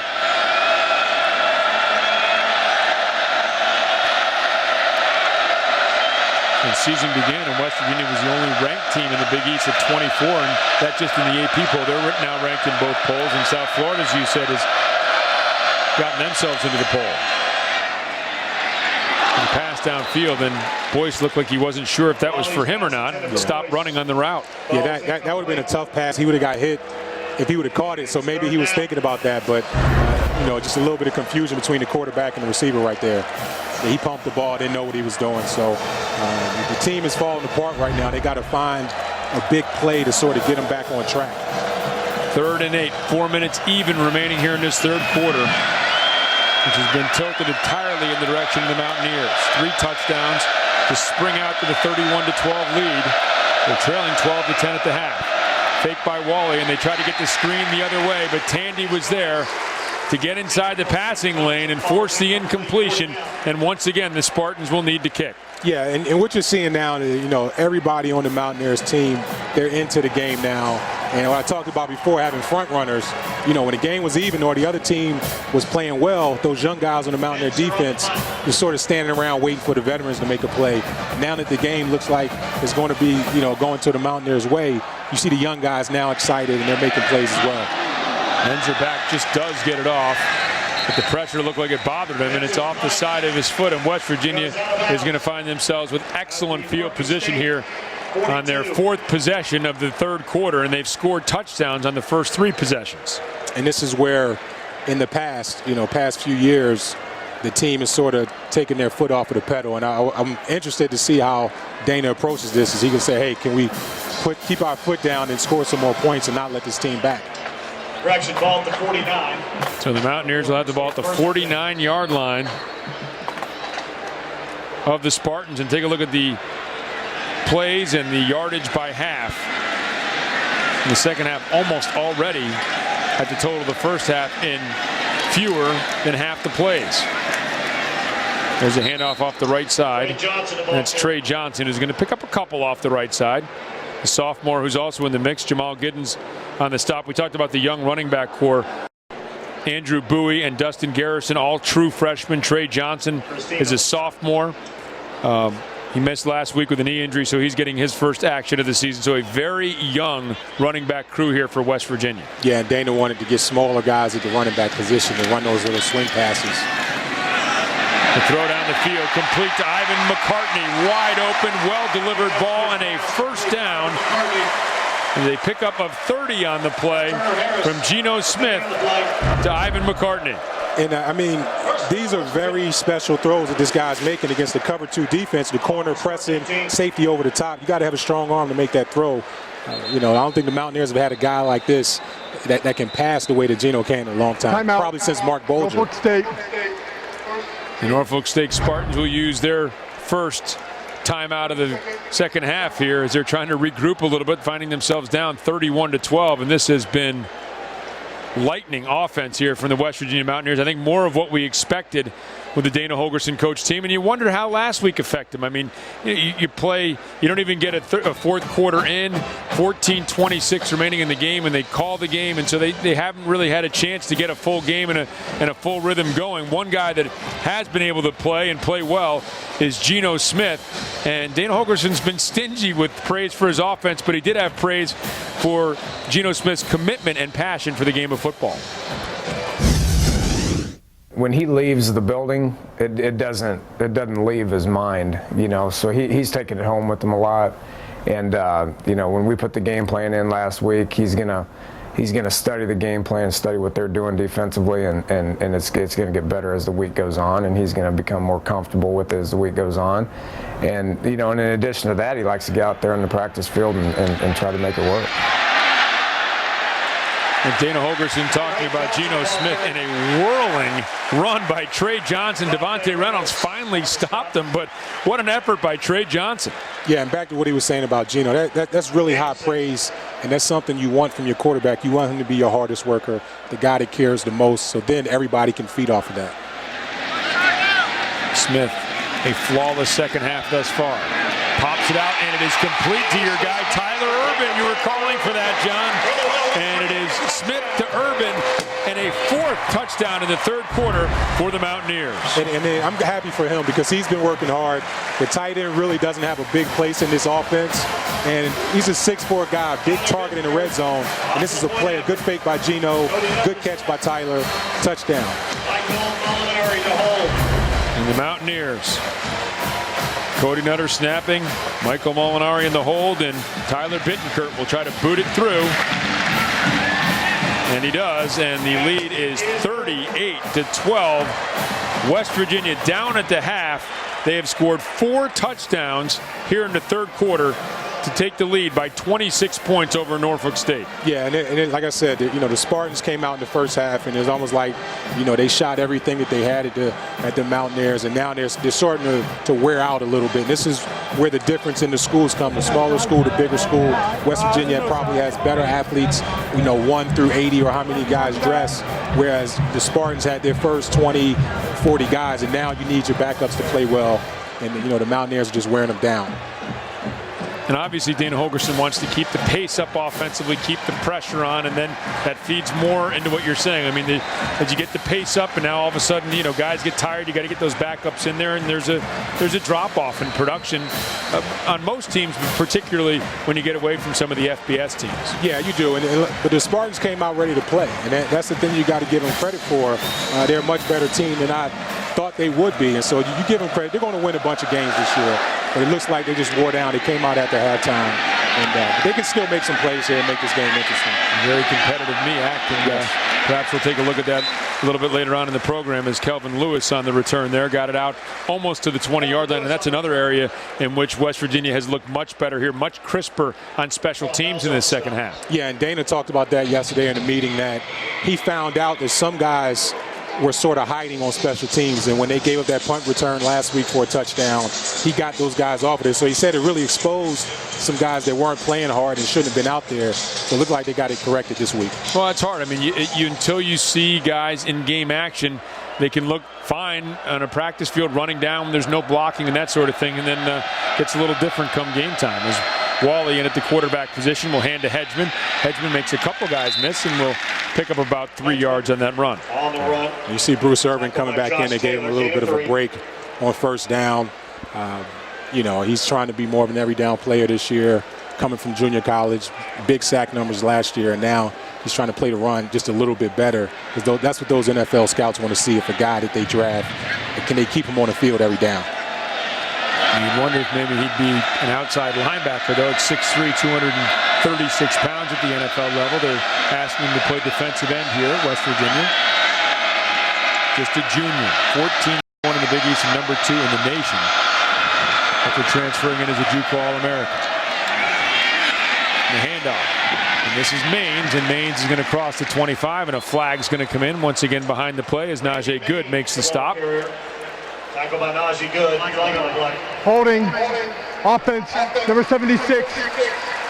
10-yard penalty, replay, second down. Cameron Williams on the hold call there, and the penalty yards are just mounting. Yeah, and he didn't have to hold because they got the edge on the Mountaineers, and once again, they're letting the Spartans get outside on the run. Just stay outside. The play will come to you, and that seems like the guys on the opposite side of Bruce Irvin are peeking inside a little bit. And again, you get tired, you start to reach maybe a little bit as an offensive lineman as well. Yeah, like I said, Julian Miller battling an ankle sprain. You got some other guys playing for him. If he was out there full go, that wouldn't happen. The handoff to Maines again, and Maines just has nowhere to run on this one. Maybe got back to the line of scrimmage, going to bring up a 3rd and long as Will Clark makes the stop. Yeah, they just tried to get some yards back from the penalty. The Mountaineers did a good job of bottling everything up in the middle. Now, this is a very dangerous area for the Spartans because you got Bruce Irvin. Now, I know we keep talking about him, but this is where he made all of his sacks last year in places like this. So the Mountaineers got to watch out for the slip screens or the plays deep. But I think they're going to try to get him with a slip screen. Empty set here. Wally making sure everybody knows the play. Under 5 on the play clock. Just gets it off. He's going to keep it on the quarterback draw. And not a whole lot of room there. He's going to get to the 15, and he is going to get walloped. Darwin Cook made the first hit and then kind of held him up, but it seemed like every yellow jersey got a whack at Wally. And it is going to be a punting situation again for the Spartans. Yeah, that was a very safe play. They didn't want to throw it up. It was long yardage. Give the Mountaineers good field position, so they settled for a little quarterback draw. Punt the ball now. Final play of the third quarter, and what a quarter for the West Virginia Mountaineers. Trailing 12-10 to upset-minded Norfolk State at the half. The Mountaineers have come out and given their fans a lot to cheer about. 28 points here in the third quarter. And number 19 ranked West Virginia has eased out to a 38-12 lead. Fourth quarter coming up from Milan Puskar Stadium when we return after this.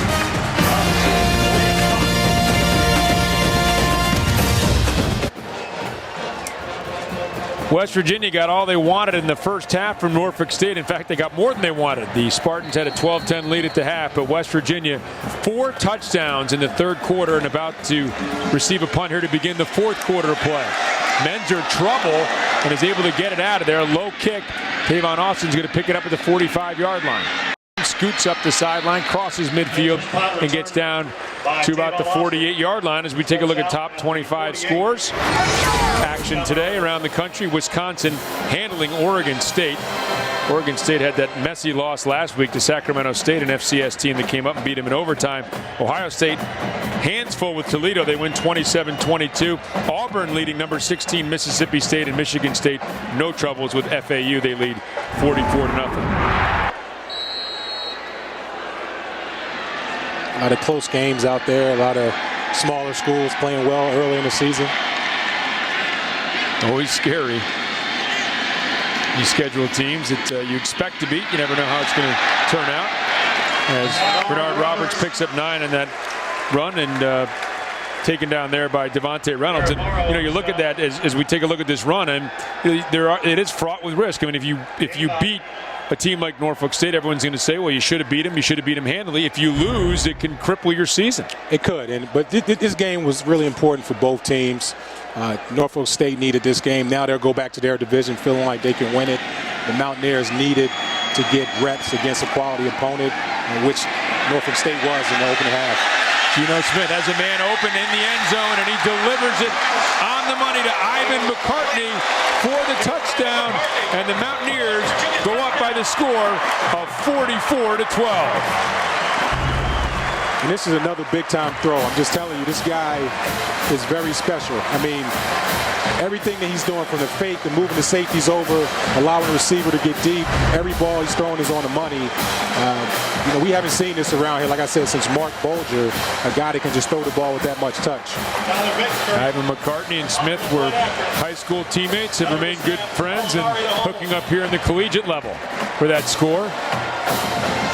And Bittencourt's extra point attempt is up, and it's good, and West Virginia has extended the lead to 45-12. Touchdowns on 5 consecutive possessions here. Here's the last one. Smith going up top to McCartney. It's gone from nervous to fun and games here at Mountaineer Field in a very short period of time. The Mountaineers down 12-10 at the half. They have scored on 5 consecutive possessions, and this scoring drive of 2 plays, 48 yards, taking just 40 seconds. Ivan McCartney becomes the 6th different Mountaineer to score a touchdown. 6 touchdowns, 6 different players. Geno Smith is connected with 4 different ones for his 4 touchdown passes, 2 rushing TDs as well.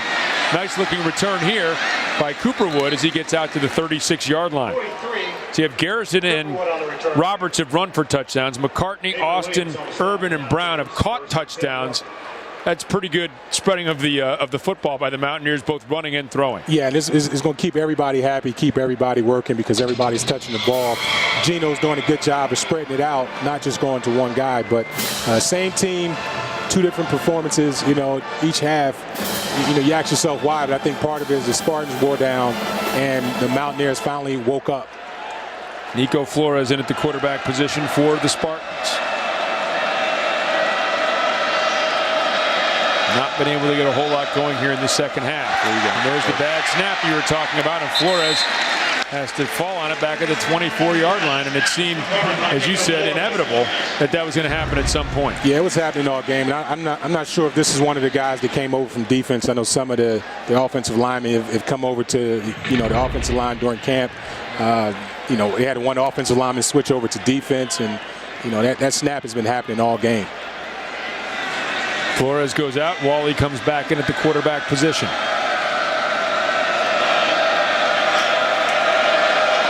And It seemed like whoever Pete Adrian put in the first half was the right guy, but offense is stalled here in the second half. Quick pass, and it is a upending out there as Miller with a big hit on Kelvin Lewis. Boy, you hate to do that as a quarterback, to string your receiver up like that. Yeah, and those plays worked in the first half when the game was close or they were winning. But now the Mountaineers can sit back and just wait for that play to happen because they're defending, 15-yard first down right there. But they know they have a big lead and they have to score. And credit to sophomore Kelvin Lewis. That is a tough catch because you're up, you're exposed, and you're going to get hit. And he was able to hang on. Just a short gain, though. And 3rd and 17. Wally with a pump fake. Now up the sideline. Had the man out there, but overshot him. Incomplete. Intended for Reggie Garrett. And it'll be a punting situation. Yeah, that's a very tough throw we were talking about before. I'm not sure if that was a cover 2, but similar type of throw. You got to get it up over before that safety gets there. These guys are just, for whatever reason, the first half they were hitting that play, and now they're not. Maybe the pass rush begins to get to the quarterback. Has been in there and has made some contact and gotten some hits, and maybe guys try to get rid of the ball a little quicker than they like to as well. Low lining kick and the fair catch, caught for, hits the ground, and then Austin wanted to run with it, and now the flag will come in. Called for a fair catch. Flag on the play. So I think Austin, he obviously called for the fair catch, but I think he figured once it hit the ground, it was fair game. Yeah, definitely. And, back to the Spartans, when you're winning or when you're close in a game like this, your confidence is high, so you may play a little better. And now you start to see the game get out of reach, and your, the mental side of it goes away. Blocks both ways. Receiving team, number 34, 15-yard penalty, first down.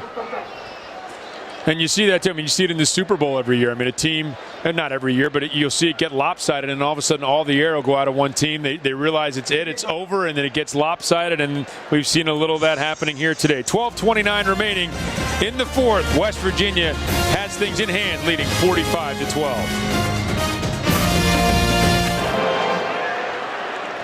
Back at Milan Puskar Stadium, where the West Virginia Mountaineers leading 45-12 over Norfolk State. Rob King, along with former West Virginia star and longtime NFLer Geno Smith, remains in at the quarterback position. Hand to Bernard Roberts, and Roberts picked up about 4 there.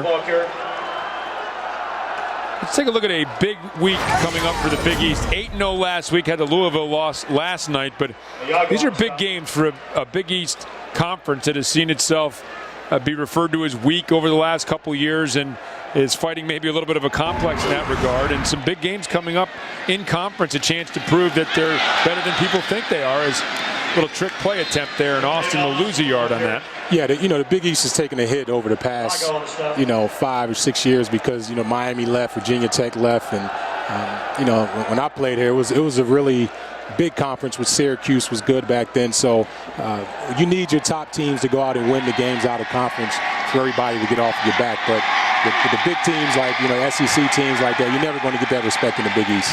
Yeah, certainly in the last year or two, the conference has been down. But even, a couple years ago after those teams left, and a nice strike out there, complete to Devon Brown for first down yardage. To Devon Brown. I mean, you had years there where West Virginia was beating SEC teams and beating top teams, and it still seemed like the conference couldn't get the respect. And then in the last couple of years, clearly with the conference not really having that top team after West Virginia sort of went from elite status to just pretty good status, that's really hurt the conference's prestige around the nation. Yeah, I think back in 07 was probably the last year that the conference was looked at very highly, with West Virginia and Louisville both in the top 5 in the country. And the pass attempt for Stedman Bailey. Bailey did a nice job of trying to slow down, but knocked away by Marcus Cooperwood. Broken up by Cooperwood. Yeah, I mean, I know we talked about, Geno staying in the game, but part of the reason I think he's going to stay in is that they didn't have their fourth quarter last week, and is really not a big rush from the other team. I don't think it's a threat of him getting hurt unless he runs, rushing 3 men. I don't think he'll get hit. So they need to work no matter who they're playing against. 2nd and 10. Smith with a fake. And throw over the middle. Has a man wide open. And it is Brown. And Brown's going to cross the 30. He's going to cross the 20. And he's going to be forced out of bounds down around the 5-yard line. Devon Brown They found that soft spot over the middle again. And before Devontae Reynolds forced him out, he got all the way down to the 5-yard line. And this is that inside receiver, Brown and Tyler Urban split reps right there at the inside receiver. Looks like they want to get Brown the ball deep down the field when they run this play. But, it's another good throw by Geno, setting back at his feet set, and he made a nice strike. Bernard Roberts has checked into the game at the tailback position. Ball down at the 5-yard line, 1st and goal. To give to Roberts off the left side, and Roberts might have picked up a yard there down to about the 4. Corwin Hammond made the stop, and I think, when you look at the first week, John, and now this week, one area that Dana Holgorsen, now that the offense looks like the passing attack is starting to click here a little bit in the second half, still probably not satisfied with their ability to run the football, I wouldn't think, at this stage. No, I mean, they still haven't had the big run, and they haven't had it consistently. That's something they're going to have to either get fixed or almost just go away from it and just put the ball in Geno's hands and let him be the offense. Fake to Roberts. Smith back and going into the end zone. Incomplete, intended for Brad Starks. Back of the end zone. And a big problem with the running game as well, I think, to start the drive, one of the running backs, I think it was, one of the freshmen, big hole, made a bad cut, and they've been doing that all day until they learn that, the correct routes and the correct, how to get that hole. You're going to have problems because the holes may be there, but they have to be patient and hit the holes the correct way. 3rd down. Geno Smith already a career high in passing yards with 371. Gets the snap. Looks, throws, touchdown. Nope, they're going to say incomplete. The ball popped out of there, intended for Brad Starks. And it is going to be incomplete. It's a good defensive play right there, knocking the ball out. He was beat. Starks probably should have had it shielded the corner with his body a little better than that, but you got to give the guy credit. He came around and didn't get the penalty. That was Nat Turner-Harris who made the stop, and so Tyler Bittenkurt will come on and try the extra point. So Smith, 20 of 34, 371 yards. Those 371 yards, a career high, and 4 touchdowns, and now leads his field goal drive, and it is good, and the lead is up to 48-12. West Virginia, trouble in the first half, no issues in the second half. Their lead extended to 36 points over the Spartans of Norfolk State.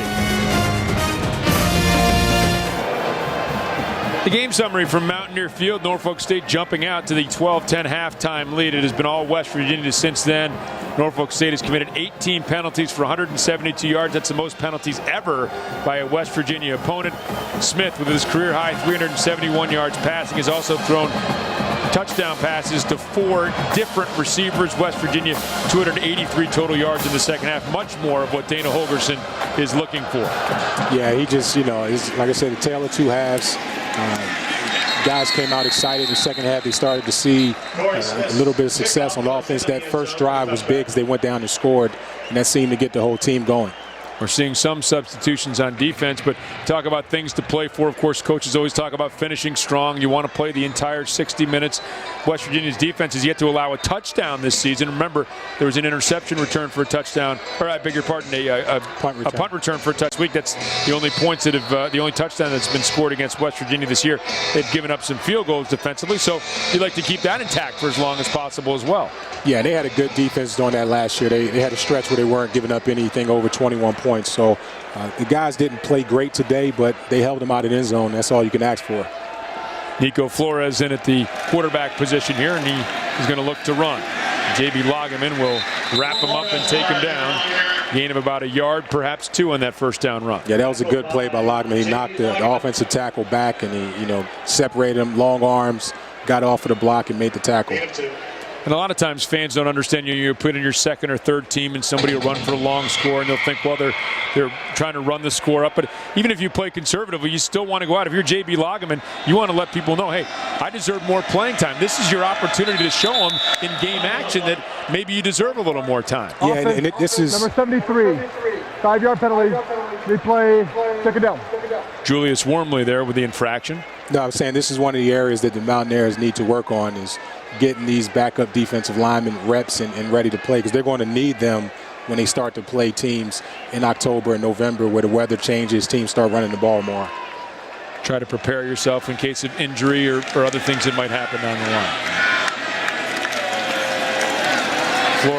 will give. Hedgeman tries to get to the corner, not going to make it. Chop down loss on the play as Wes Tonkery came up and made the stop.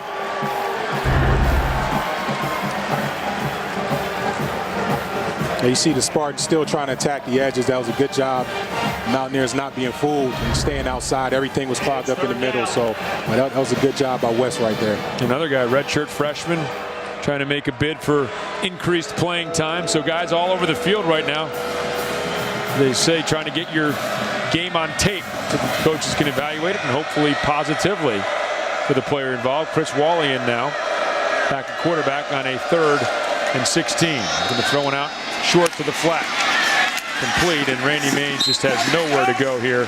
He is forced out of bounds after a pickup of a couple. Broderick Jenkins came up to make the stop. And so it'll be a 4th down. That was a good job of it. Everybody pretty much is doing their job. One guy taking a shot right there, making him go back, and depending on his teammate on the outside, making the tackle. And so a punting situation, and it is going to be Jenkins who just made that stop, who's going to go back and receive this punt.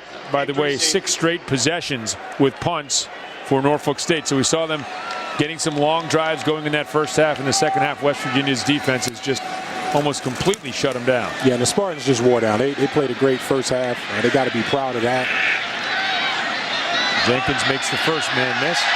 Now scoots out to the 40-yard line, and I'm going to pick up about 4 or 5 on this return. How about John Thornton, an all-Big East performance, had some first-team All-American mentions as well. That's got to be a proud moment in a player's life. Yeah, I was a lot bigger back then, about 310 maybe right there, 315 pounds. To get after the quarterback a little bit, but it was pretty fun, man. I love playing here. It's a great school, whole lot of tradition. They always welcome the former players back. I miss those days. It was a lot of fun here. Paul Millard has in at the quarterback position, the freshman who enrolled in the spring, has a little grasp of the offense here. It's the bad snap and is just able to power forward and pick up a yard or so. Nice catch on that play, but the bad snap really upset the timing of that one. Yeah, bad snap. 2 young guys back there handling the ball.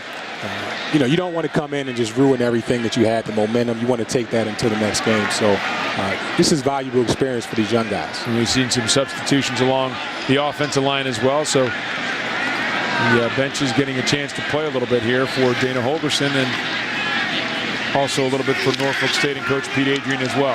Here's Roberts with a handoff off the right side, and Roberts will cross midfield and get out to about the 48-yard line of Norfolk State before Darren Merrow makes the stop.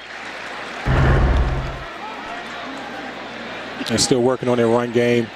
Guys getting some good blocks, not holding on that play, but this is important for these young running backs to work on their patience and staying on their right track where the holes will be. 3rd and a long 1.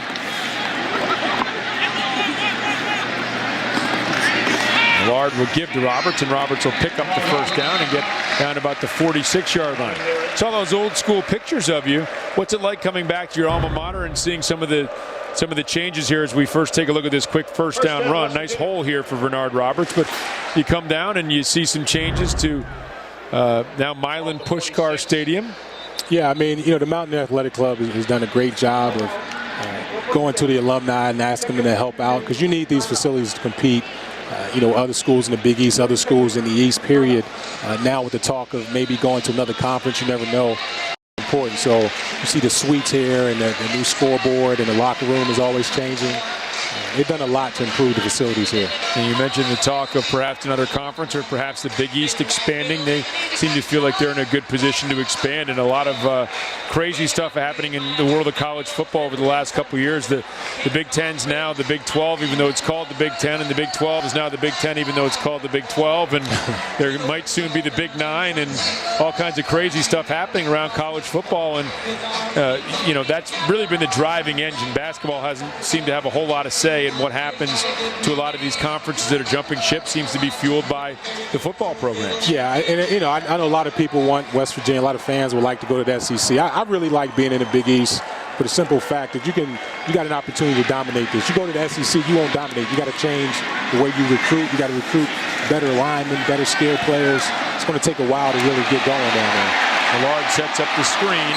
And a nice gain to Dustin Garrison on first down. Picked up about 8 before Marcel Koch made the stop.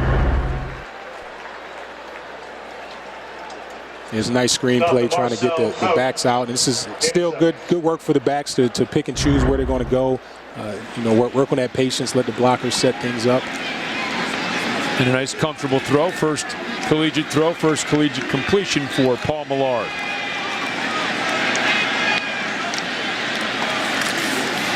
And throw and completion number 2. As he wings it out there to J.D. Woods. And Woods will pick up the first down.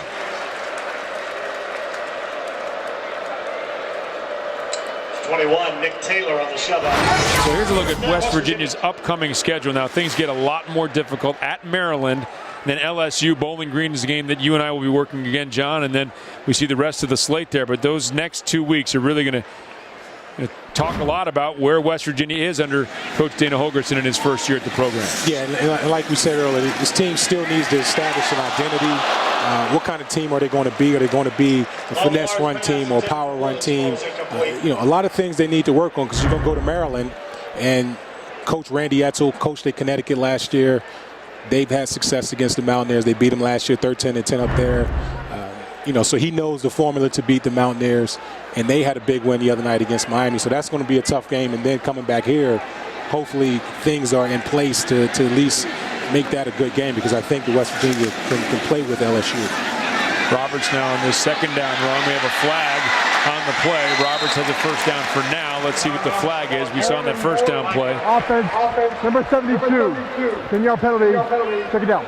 That's Todd LaPenta, the referee, with the call. We saw on that first down play. Millard overshooting J.D. Woods, and now the holding penalty will march this gain back from Bernard Roberts. Dana has to be feeling better about what's going on, but knowing him, getting to know him over the last few months, I mean, he keeps his foot on that pedal, and he wants everything to be perfect. And if you watch Oklahoma State the other night, their offense was almost flawless, and a lot of yards, a lot of points. And that's what he wants to bring here. The guys have to do a better job of making the plays that he calls work. Millard on the 2nd and 18.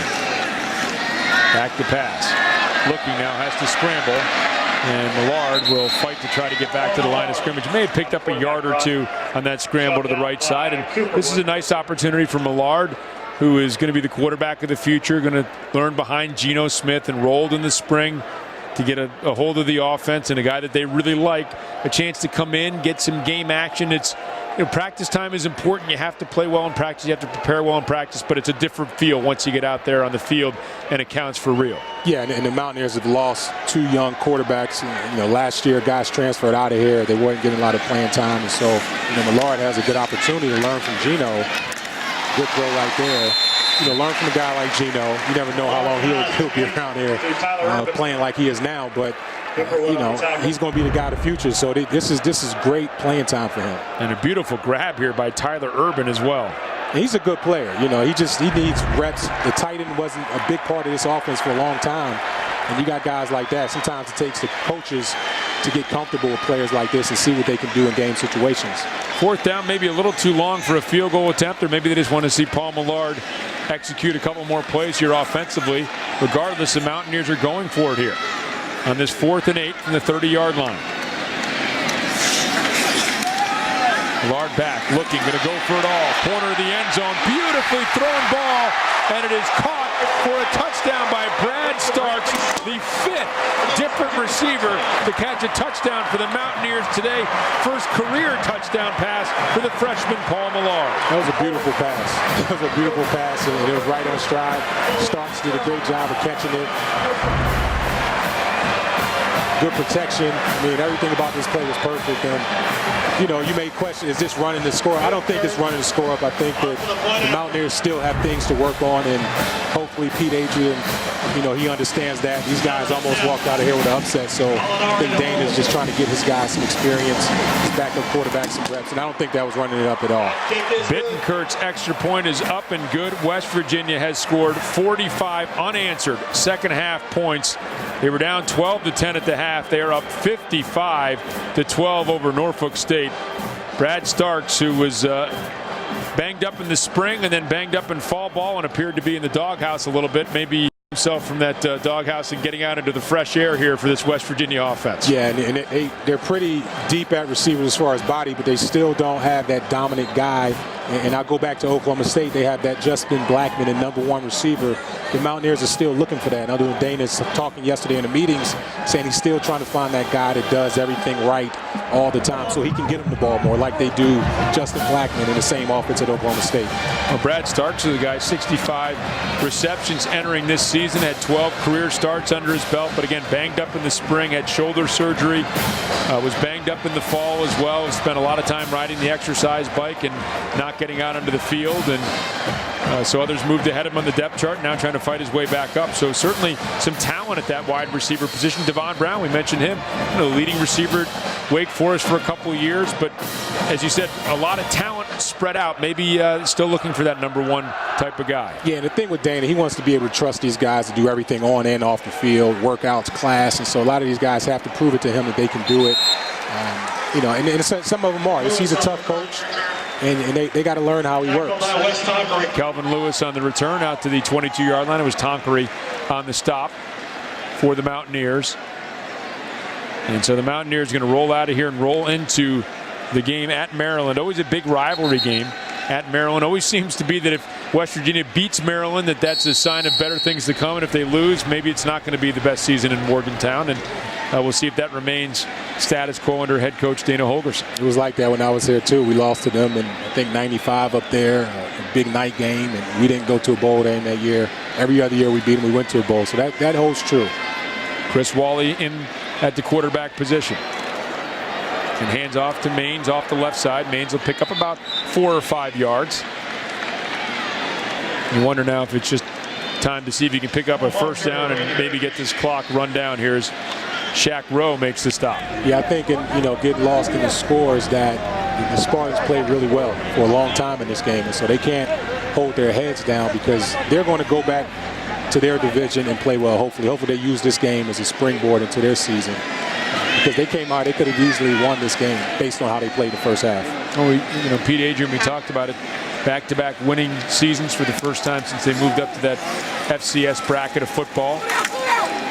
Big hit towards the end of that play. Short gain in the play. Trevor Demko in the stop defensively for the West Virginia Mountaineers. And here's a team, Bethune-Cookman made a big statement last week. They're ranked. South Carolina State is ranked. South Carolina State giving Eastern Michigan a ball game out of the MAC last week. So some good teams in that conference. They did receive a first place vote, even though they were picked to finish 5th by the coaches and the media in the preseason ballot.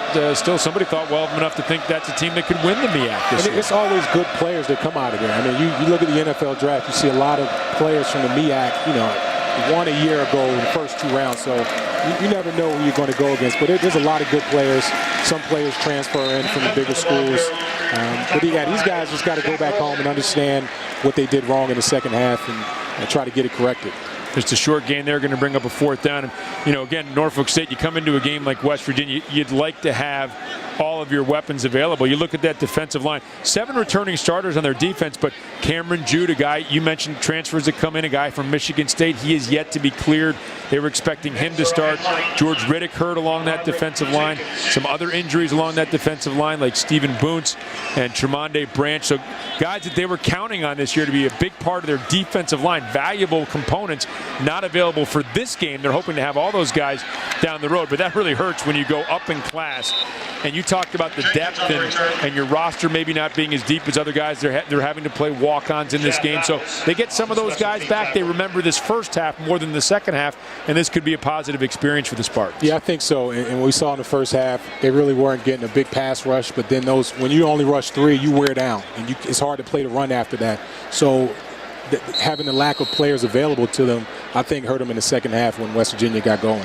Paul Millard remains in at the quarterback position. Bernard Roberts is in at the running back spot. Just over a minute remaining here in the 4th quarter of this game for West Virginia. Got a little scare here in the first half as Roberts runs straight up the gut. A flag comes in behind the play again. We've seen a lot of flags in this game. There are a lot of penalties. That's one thing Pete Adrian is certainly going to want to clear up for his Spartans. Offense, number 65, 10-yard penalty, first down. That was Chad Snodgrass, the senior who's checked in. And you talked about that offensive line, and Dana Holgorsen mentioned this week ad nauseum, blocking from the receivers, from the running backs, from that offensive line. Again, an opportunity to come in. You don't want to commit a penalty. You're maybe trying to do something positive here that can get you into the mix a little bit later on in the season, but the penalty there, it'll bring up a 50 seconds here and counting left in this game. Yeah, and Dana, you're probably still not happy with what's happened in the run game, so I don't think he'll be giving out praise for the guys for what's happened. It was a tough first half, and you know, if I'm him, I'm not going to do that anyway, just to keep the guys on edge going into next week, knowing that, yeah, we won the game big today, but this is not going to get it done when we go to Maryland next week. Millard with a short completion there for J.D. Woods, and that is going to be the final play of the game as they're counting down the clock here. Dana Holgerson's team is going to improve to 2-0. And again, John, not a particularly clean, not a particularly effective first half. The Mountaineers found themselves trailing 12-10, but you'd think Dana Holgerson's going to be fairly pleased with what happened here in the second half as he and Pete Adrian get together, and something for the Spartans to work on, to build on as well as they move forward in their season. Yeah, both teams got something out of this game. The Spartans played a great first half. The Mountaineers played a great second half. Now the Spartans go home, regroup, win your division. The Mountaineers get ready to go up to Maryland next week. Well, it wasn't easy for the Mountaineers. They found themselves trailing 12-10 at the half, but a second half explosion offensively for the Mountaineers as they score the most points since 2007 when they scored 66 against UConn. They beat Norfolk State by the final score of 55-12. For John Thornton, our entire crew here from Milan Puskar Stadium, I'm Rob King. The West Virginia Mountaineers once again defeating Norfolk State 55-12 here in Morgantown.